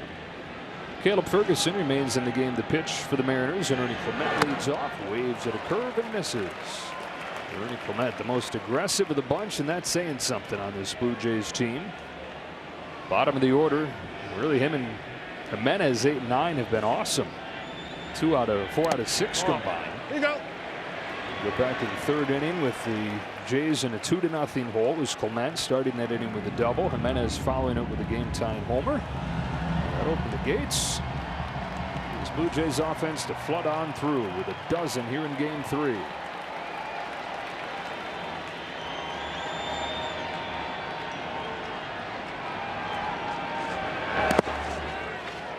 Clement at 2 strikes here. He's already struck out today, which is newsworthy. There's his first strikeout of the postseason and only his 2nd strikeout the last month.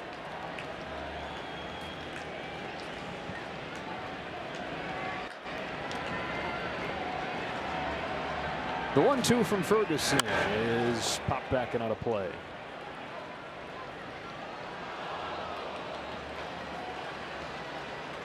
Yeah, this could be one of those series that defies a little bit of logic, whereas the team that puts it in play more.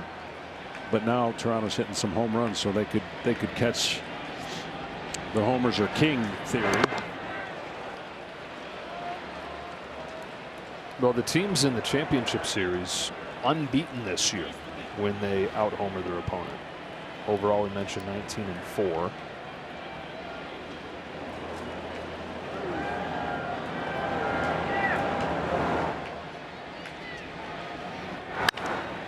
And you want both. You want the home runs and the contact. 6 of the last 8 champions have been top 3 in home runs, but also 6 of the last 8 champions have been top 5 in making contact. Yeah, that is, to me, it's a tough recipe to beat a team that puts it in play more than the other team. Ball. You got to have some kind of special pitching to overcome double-digit strikeouts by your offense on a daily basis, like the Mariners have. Yeah, really special pitching. And home runs helping cover that up too. There's only one of them today. Out-homered 4-1 in this game. Another 2-strike pitch to Clement is golfed to left field. Rosarena is there for the first out of the 7th. NLCS continues on TBS tomorrow. Brewers and Dodgers to Los Angeles for Game 3. We'll be back on the air at 8 o'clock Eastern, 5 Pacific for Game 4 here on FS1. The road team is unbeaten in this championship series round. The only other time that the road team has gone 4-0 to open the championship series, 1970, when the Orioles and the Reds both did it. And they met up in the World Series with the Orioles winning that. Jimenez pokes one foul. Well, some of the best pitching in the world is now happening in LA. So that's the biggest reason why they have the 2-0 lead against the Milwaukee Brewers, who are similar to the Toronto Blue Jays, put the ball in play, use their legs, speed. They just haven't been able to get on base. Can't steal first. No. And two of the most impressive outings you'll ever see back to back. And we've seen more of that this postseason, which gives hope to the starting pitcher a little bit. Who knew? I know you did. Another base hit for Jimenez, who came into this game hitless in the series. He's got 3 of them tonight.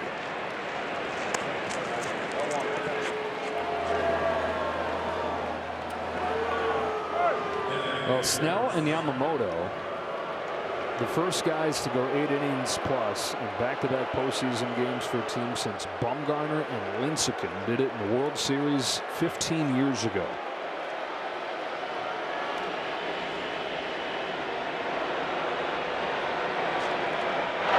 Springer fouls it.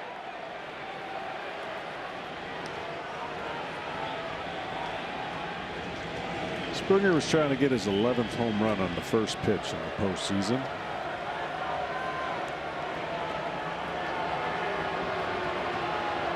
Ten of the 22 first pitch.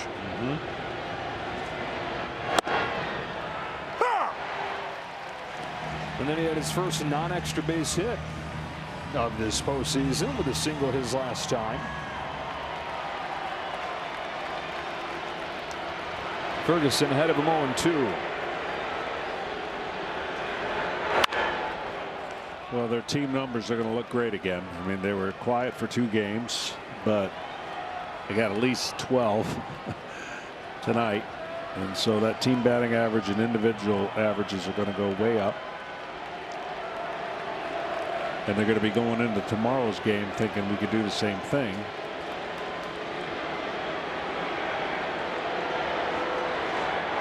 They're going to be facing a little bit different pitcher tomorrow. Jimenez will take second. It'll be Luis Castillo going for Seattle in tomorrow's game. And Castillo, back to early September, has given up just 3 runs in his last 31 innings. Although the Blue Jays have hit him well. 2 starts against Toronto this year. He's given up 10 runs, or 8 runs in 10 innings. 17 hits against Castillo in those 10 innings. A lot of pitchers that you find who went through similar ordeals against the Blue Jays this year. Springer's down on strikes, 2 gone in the 7th.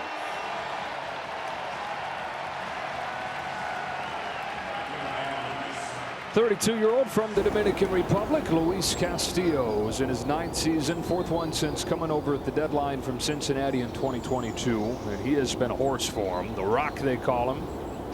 1.33 career postseason ERA. So starter in Game 2 against Detroit. 4 2/3, didn't give up a run. Lucas on the ground to second for Polanco. And Ferguson puts up the first 0 for Mariners pitching since the 2nd.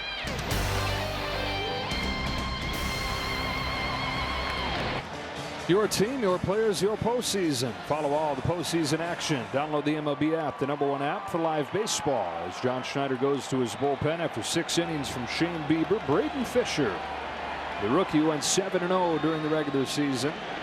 Hard at times in the postseason, though. He's given up runs in 2 of his 4 games, including giving up 2 in Game 2. Pen has been the biggest issue for the Blue Jays. It's been the biggest difference between the teams the first 2 games, with the Jays giving up 6 and now a 6.35 ERA in the postseason for the Pen. But if they can't hold on to this lead, then they don't deserve to be here. Suarez with a rocket of a line drive base hit to lead off the 7th. Well, the Seattle Mariner hitters got to do pretty much what the Yankees did when they were in this situation and see how many pitchers they can face and see how many at-bats they can feel good to carry over into tomorrow. Final line for Shane Bieber. 8 strikeouts, ties his postseason career high after he struggled through the outing in the Bronx. Ball on Canzone.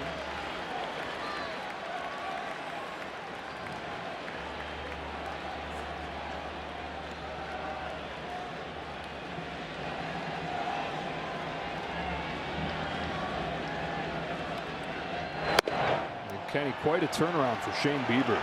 It is, Joe, and people watching tonight might wonder, why did the Guardians trade him?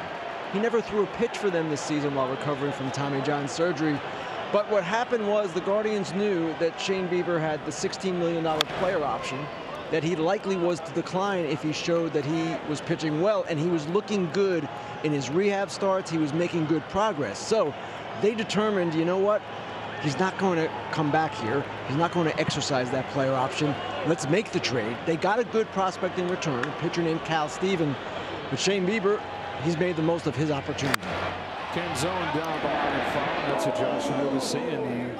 Easy to dream about what it could be if Shane Bieber tapped into what he had done prior to the surgery. And there have been flashes of it.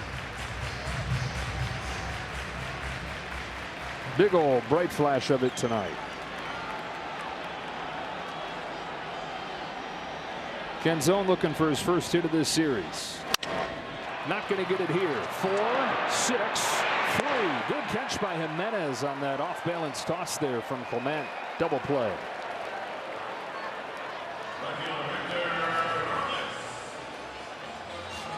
That was a season high, and of course post-surgery high for Shane Bieber on swings and misses, 17. Now 7 of those were on the slider on 12 swings against it, a really high whiff rate. My question for John, you saw that slider in the first inning. It got so much better right after that. How do you make such a quick adjustment? Yeah, I think when you, I don't think looking at video, I just think mechanically getting to a place where you trust that everything is good if I just execute a better version of this. And really, the one thing you can't predict about Tommy John is every single day that you go out and make your starts, you're not going to have that same feel. And he made a great adjustment from the first inning on. It was flat, and then it wasn't. And they didn't give one hit off of it from that point on.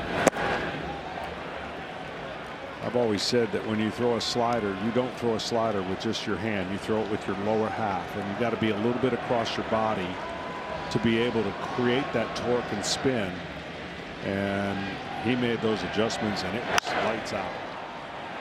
Pop fly left side of the infield, and Jimenez makes the catch. Leadoff man reaches, but a double play, and Fisher faces the minimum.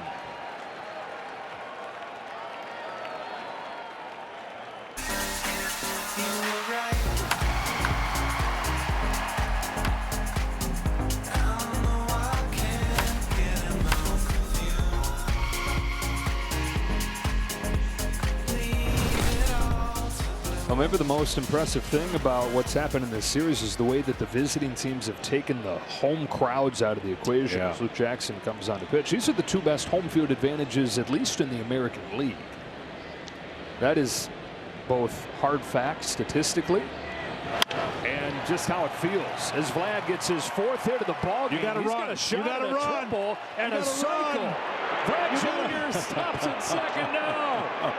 The whole dugout, big fella. the whole dugout was telling him he got to get to triple for a cycle. Oh man. He took stumbles. too big of a turn right here. He stumbles, and then right at this point, he's not on track with where he was intended to go, but wasn't going to do anything foolish. So he's got to settle with a stinky 4-hit night. Home run, 2 doubles, and a single for Vladimir Guerrero Jr. And, you know, you go through the regular season with a stretch like this where it's 0 for 7 over 2 games. Nobody's talking about it. You're just talking about that it's been a monstrous last week plus. Strikeout Straw, 1-1. Everything magnified this time of year, but if you allow yourself to zoom out a little bit, what an October this has been big picture for Vladimir Guerrero Jr., who is 90 feet away right there. One more little sprint away from joining Brock Holt as the only guys with the cycle in the postseason. We had Varsho hunting it the other day in the division series too on your score sheet. My score sheet, he had a triple, but the official score didn't see it that way. Gave him a double.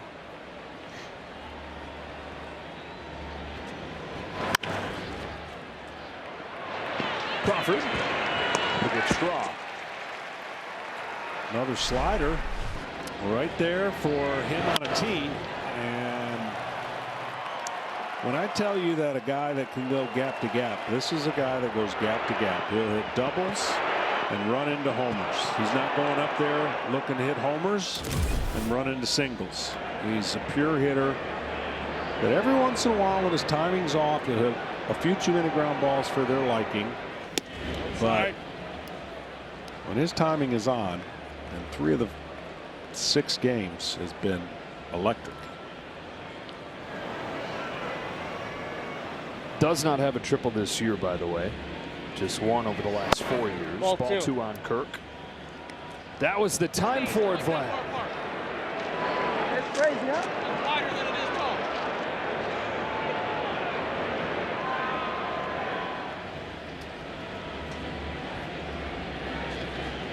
He's the 3rd different guy for the Blue Jays to have a 4-hit game in the playoffs, and this is only the 7th game for them. Varsho, Clement, and Vlad all with a 4-hit game. Yeah, I mean, you're not seeing that too often. 3-1. When we talk about zooming out and just looking at the full body of work, this October for Vlad, he's now hitting .464 with an OPS of 1479. Just if you're new to OPS, to give that some context, Judge and Ohtani about 1,100. If you get to 1,000, you're in the MVP conversation. In this postseason, he's almost 1,500. Yeah, you got to add the on base plus slugging to get that number. So that tells you he's been on base and he's slugging, which is more than a single. Doubles, well, no triples, and a lot of homers. No triples.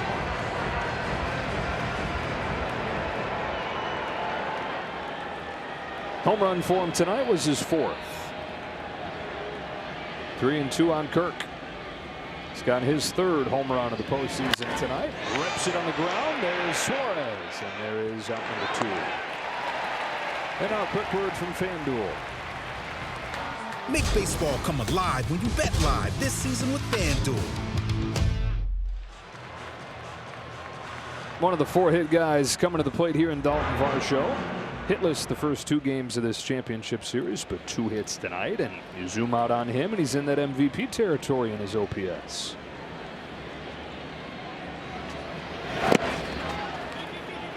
Raleigh can't find it, and Vlad Jr. takes 3rd.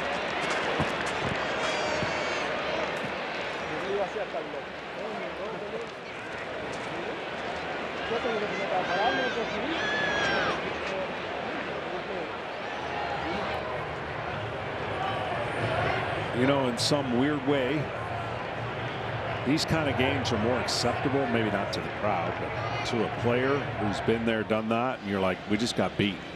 It wasn't on a walk-off. It wasn't a fluke. It wasn't a broken bat hit. We got beat. It's easier to come back and turn the page really quickly the next day. And, you know, again, everything's perspective. If you told this crowd, would you be happy to have Game 4 in Seattle with your team up 2-1? They'd be like, please sign me up. Breakthrough. That is the inning. Luke Jackson pitches around the leadoff double. Vlad Jr.'s been up 5 times tonight. He's been on 5 times tonight. How about 4 for 4 for Vlad Jr.?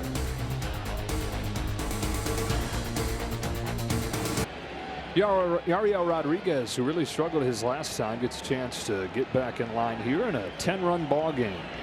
J.P. Crawford starts the last of the 8th, waves and misses at a high fastball.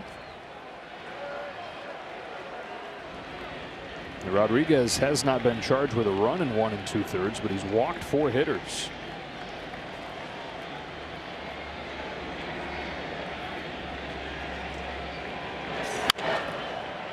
pop up. Short left. Strong. Wear what the players are wearing on field during the postseason. You can check out the largest selection of authentic jerseys, caps, hoodies, t-shirts, and more. Go to MLBshop.com for your favorite postseason team gear. You know, we talk about how quickly things can turn. And unfortunately, we make reference to 1996 because that's the last team, the New York Yankees, to lose their first 2 home games and then win. From game 5 of St. Louis, where we're down 3-1, to after 2 games of the World Series, we outscored our teams 48-2. 48-2, and didn't win another game. That's how quickly things can turn in the postseason when you get just something crazy happen or a flip of the momentum. So the Toronto Blue Jays are very capable of putting together that kind of run offensively, and it's up to the Seattle Mariners. Next guy up on the mound obviously has to keep them from that 5-run mark, which has so famously been their mark on the year. 2-2 on Rosarena. And when you talk about a game like this being easier to turn the page from, what you really got to avoid is what you guys went through in game 4, right? Yeah. You're still up 2-1, and then Leyritz hits the home run. Had a huge lead and lose that game in kind of a shocking fashion. Ball. And then the noise that surrounds your head and what everybody asks you, you try to put away and say it's not that big a deal, but ended up being a big deal. Big deal in that World Series, and big deal sliding doors baseball history. Started the Yankees dynasty. Here's a high drive off of the bat of a Rosarena that will leave the yard. Rosarena's got his first home run of the postseason. And the Mariners is something to hang their hat on. Their leadoff hitter, who they hope can catch fire, has a shot. And see that little thing right there that he clicked and felt? You never know. It might get him going. He had 27 during the regular season, which was a career high, but he has looked off. He has. And that'll be a good feeling.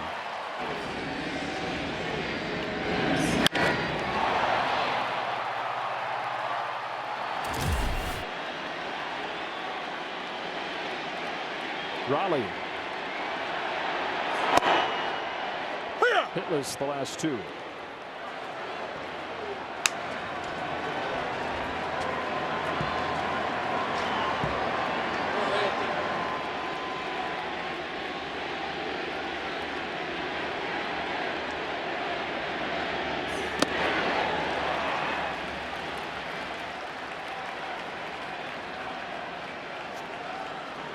A home run for Rosarena, by the way, his first one in more than a month. You got to go back to September 9th.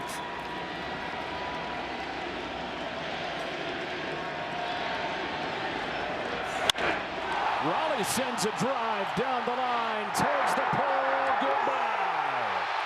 Rosarena and Raleigh go back to back. Raleigh's third of the postseason.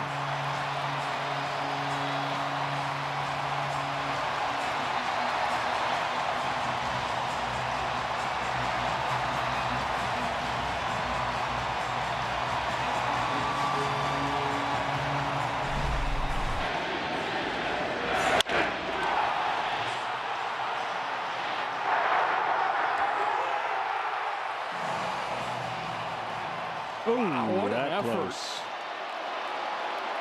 Lucas getting up there. So it's 12-4. Ball on Rodriguez. 7 home runs in this game between the 2 teams combined. Who said you can't hit homers in this ballpark? Right?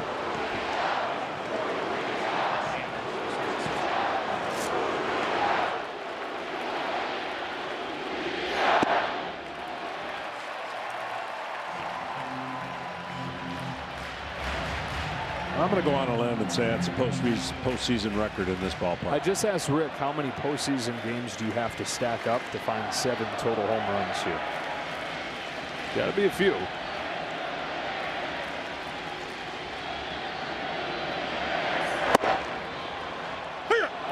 Roof is open, not supposed to carry quite as well, never carries that well, even when the conditions are relatively good for hitting it. What do we know? On a 2-1, Rodriguez strokes one in the air, center field. Varsho has win this time. Their eyes have been trained to think that that was going to travel out. Coming up when the game finishes, stay tuned for the guys in the post-game show. Presented by Strauss, Kevin Burkhardt, Alex Rodriguez, Big Papi, and Derek Jeter. And guys, the turkey might have been a little bit pink, but it might have been a smoke turkey. And that could have been a smoke ring. That's and correct. We're all feeling just fine. That's correct. Thanks for the concern, though. We do appreciate it. Do really appreciate that. We have some on the way. It's international shipping, so it's still on its way there. I carved it just for you. Louis Rivas, or Leo Rivas takes a strike. Got the rally shoe. And that's not even his shoe.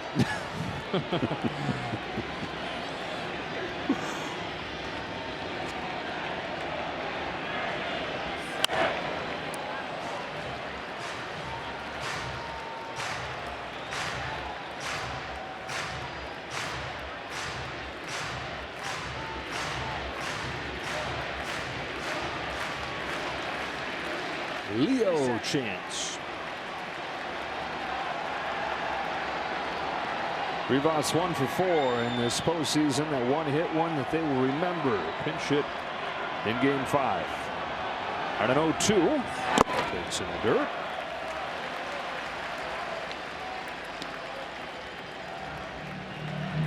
Is that one his? Whoa! That's a rally shoe closet. Those aren't all his. Can't be.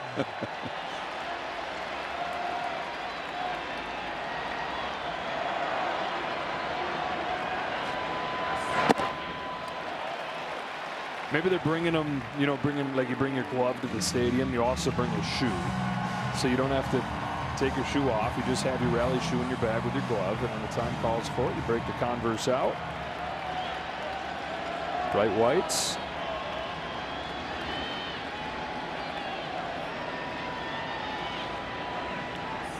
Strike 3. Strike 3 on Rivas. Back-to-back home runs from the top two hitters in the Mariners lineup. Arozarena in the leadoff spot. Raleigh hitting second. Fueled by shoes on people's heads.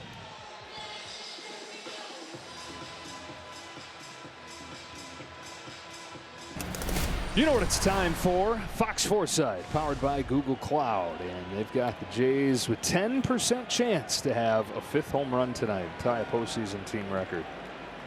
Did they nail it? Or is there a flaw in the system, flaw in the equation? Saying there's a chance. 1 in 10. Madison Barger takes downstairs, ball 1. 4 of them tonight. Jimenez hit the first of all people. Then it was Springer, then Guerrero, and then Kirk. Barger trying to get involved. He's 0 for 4. He's the only guy in the lineup that has not reached.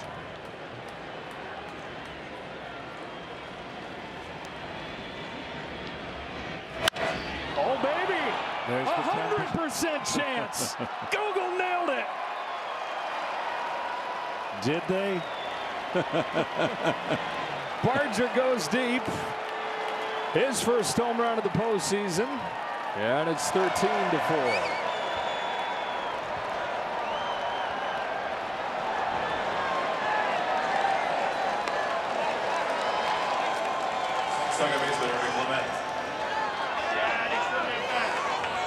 I'll tell you what.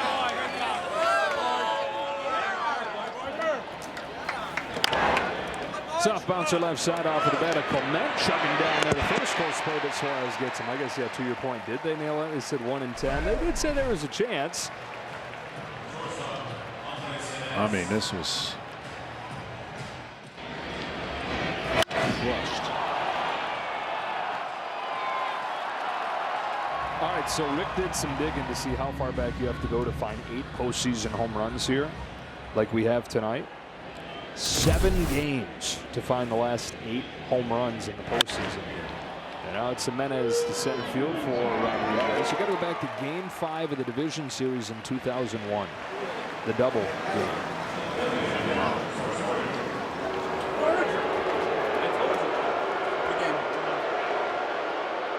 And for Barger, he does it in his hometown. He was born here in Seattle.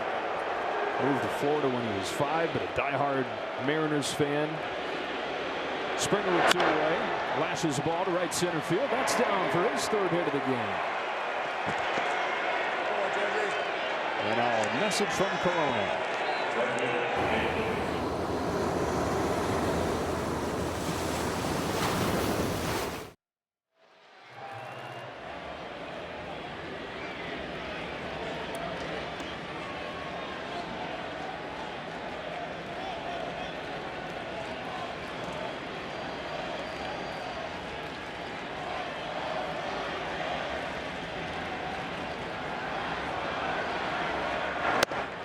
Got to be the most hits this year in the postseason, right? For one team or total? One team. Got to be. 18 of them. 13 runs on 18 hits. You'd think. Lucas along first. And Jackson will meet him in the base path to end the inning. Another home run for the Blue Jays. Addison Barger's first hit of the series is a bomb.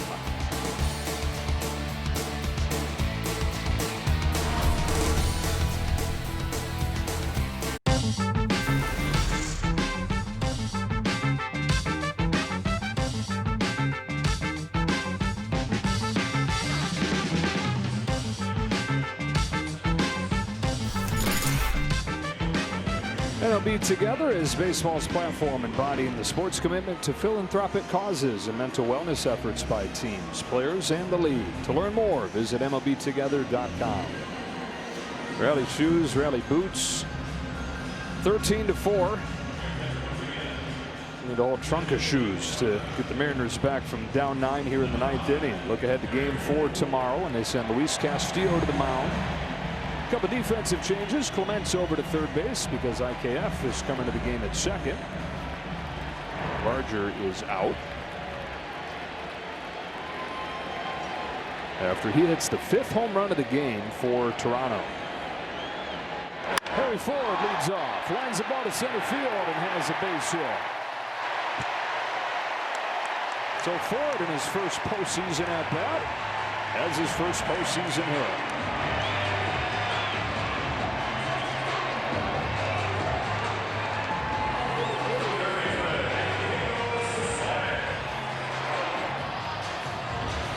Well, it's not like the Mariners offense has been silent. They have 3 home runs in this game. They've scored 4 runs. This is Mason Fluharty, by the way, on the pitch for the Jays. 4 runs on 8 hits for Seattle.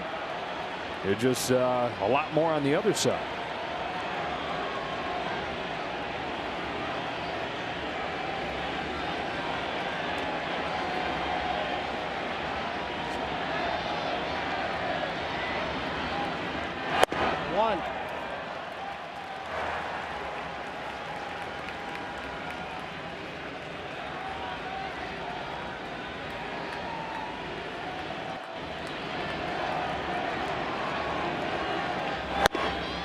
Well, both pitchers, they watch this game with different obvious outcomes.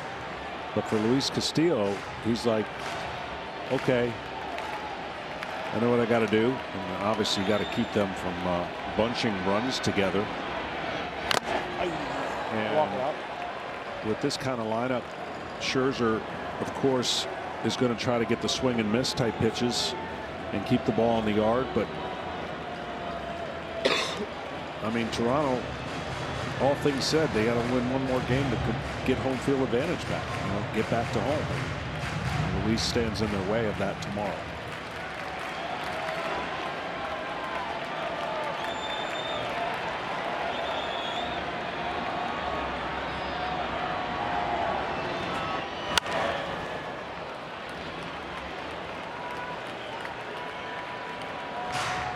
Here is that matchup. A couple veteran pitchers. 26th postseason start for Max Scherzer. And why Scherzer over Bassett? John Schneider's saying that Max Scherzer more of a creature of habit and tied to his routine, where Bassett's a little more malleable. Not that one of them was more willing than the other to go in a relief role, just that Bassett a little more equipped to do so. And he was really encouraged with what he saw from Chris Bassett out of the pen the other day. Yeah, absolutely. He hadn't pitched in a long time and did well. 2-2.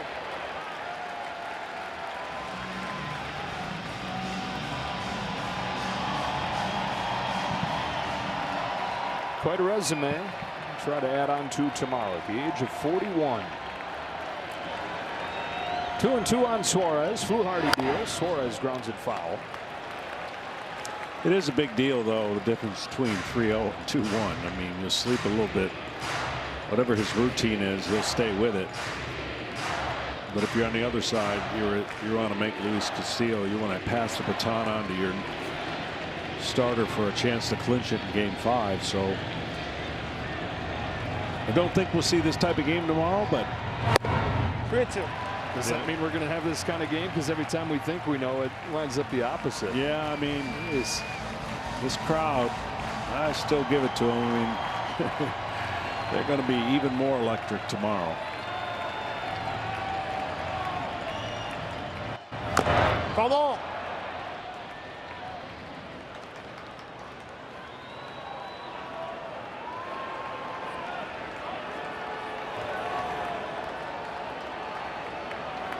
Tenth pitch coming here to Suarez. Rare that you see him work this long of an at bat. And down on a fastball. One gone in the ninth.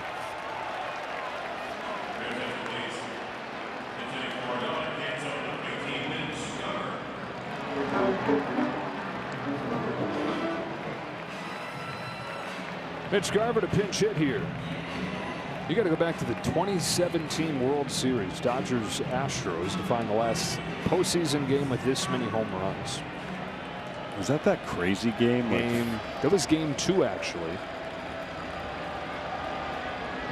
There were a lot of crazy games, but you're thinking of the one in Houston, right? Yeah, the one in Houston was beyond belief crazy. Game 5. I just found myself saying no way like 5 times. Yeah, Game 5, 13-12 Astros. That's the one you're thinking of. Wild pitch right here allows Ford to go into second.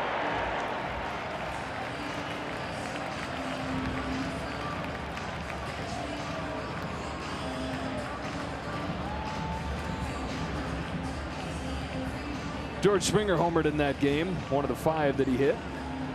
His MVP effort is record-setting 5 home run World Series.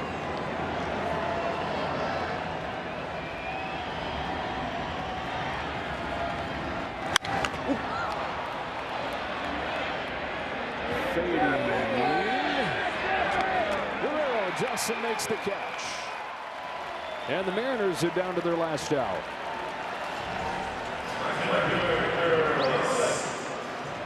And Victor Robles heads up there. So the Mariners go to Toronto and nobody's given them much of a chance to do anything other than survive those 2 games, and they win both. And they come back home here with the pitching lined up, no longer on short rest.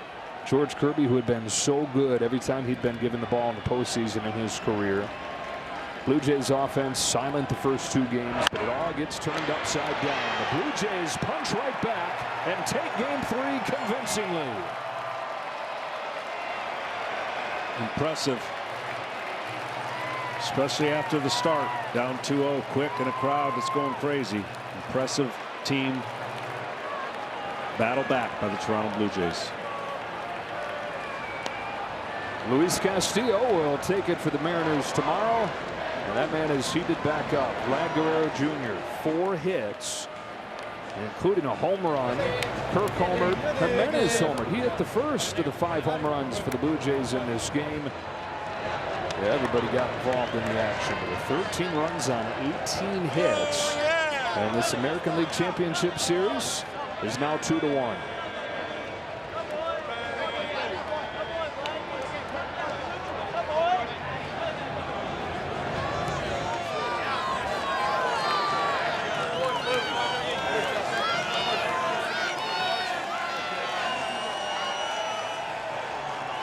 Certainly for the managers, a much easier game to manage when the score gets that way. For John Schneider, he had a lot less stress. Yeah, both teams have had that. Game 2 for the Mariners. Dan Wilson was able to use his low leverage guys. Same thing for the Blue Jays right here. Stressful time of year. They'll take all these stress-free days they can get. Down to the field, here's Kenny. Thanks, Joe. George, Jays scored 4 runs in the first 2 games, 13 tonight. What changed offensively? I mean, just huge at bats by Ernie, by Himmy, to swing it back in our favor there. And then obviously, Vladdy was great. I just think as a team, it was just a good overall game, and it's on to the next. Shane Bieber, he allows the 2-run homer to Julio and then gives up the 1-out double to Polanco in the first. Then he recovers to pitch 6 innings without allowing another run. What did that tell you about him? Oh, I mean, he's nails. I love him. He competes. He wanted this. Obviously didn't start the way he would have wanted to, but that's pretty much who he is. He can battle back from anything. So love him. George, the postseason, every game stands alone. At the same time, how do you see this series now? I mean, it's one day at a time. I mean, it's on to the next one tomorrow. That's a great team over there. It's on to the next one. George, thanks a lot. Joe, back to you. All right, Kenny, 5 home runs for Springer and the Blue Jays in a Game 3 beatdown. 13-4, the final score. Take it away in the studio, boys.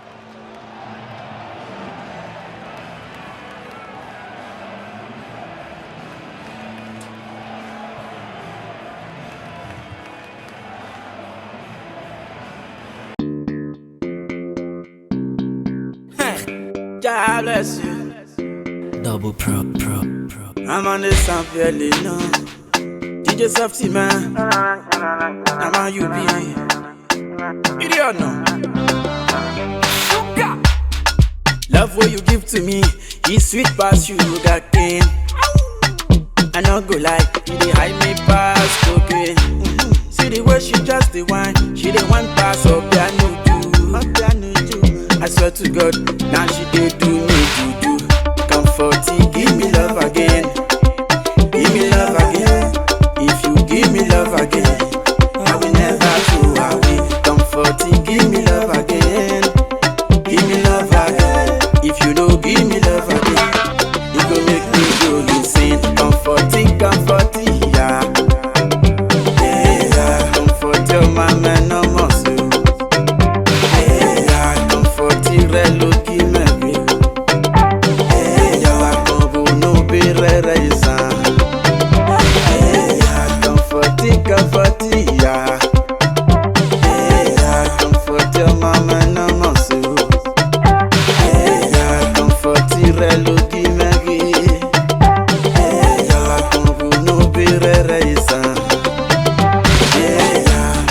My baby too fine, no, now so she dey beautiful. Anytime I see her face, I go just tell a fool. Now because of you, my guys, them they call me big fool. Big fool, man. See the way she soft to you, she be like foo. Comforting, give me love again. Give me love again. If you give me love again, I will never go away. Comforting, give me love again. Give me love again. If you don't give me love again, you gon' make me go insane. Comforting, yeah. Yeah, comfort your mama no more so. Yeah, comfort your reloki me. Yeah, combo no be reisa. Yeah, comforting, yeah. Yeah, comfort your mama no more so. Yeah, comfort your reloki me. Yeah, combo no be reisa. Double pro. Yeah. God bless you, know. I'm on this song, yeah. Double pull on the miss. Yeah. DJ Softy, man. I see you. I'm on this song, yeah.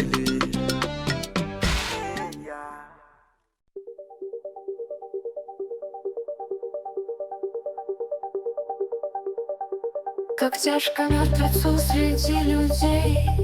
Живым и страстным притворяться, но надо в общество втираться, скрывая для карьеры лязг костей.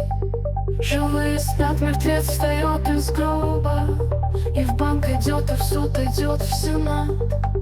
Чем ночь белее, тем чернее злоба, и перья торжествующе скрипят. Мертвец весь день трудится над докладом, присутствие кончается, и вот нашептывает он, виляя задом, сенатор узкобрезный анекдот.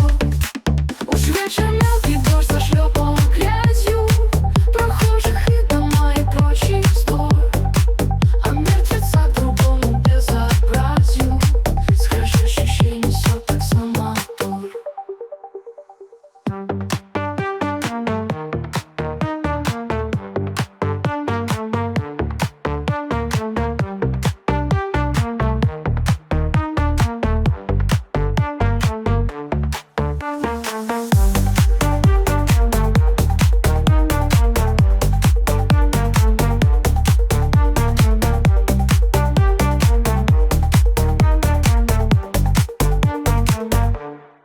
Как тяжко мертвецу среди людей, живым и страстным притворяться, но надо в общество втираться, скрывая для карьеры лязг костей.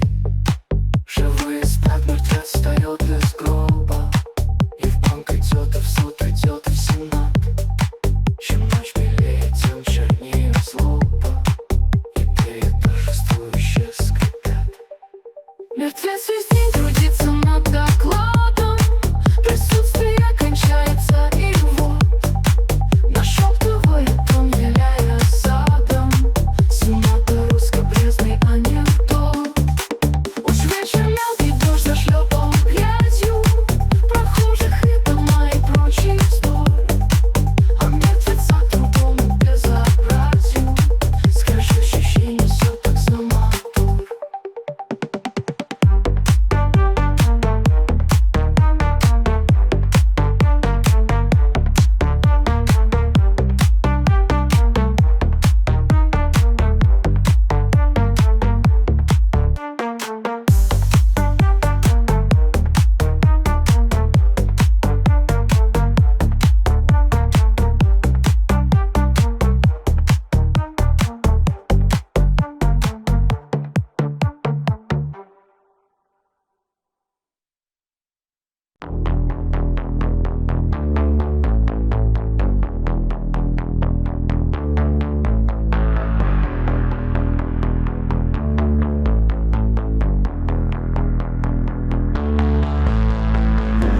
Вы стоите на моем пути, такая живая, такая красивая, но такая измученная. Говорите все печально, думаете о смерти, никого не любите и презираете свою красоту. Что ж, разве я обижу вас?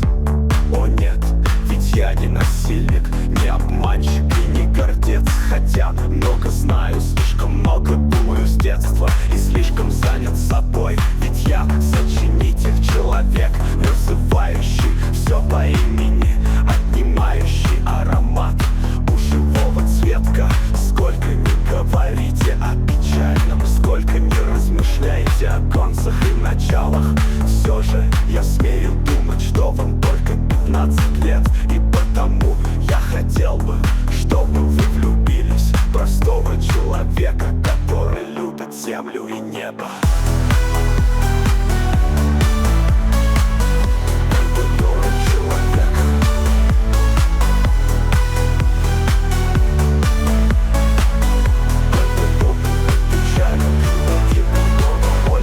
Чем рифмованные и нерифмованные речи о земле и о небе.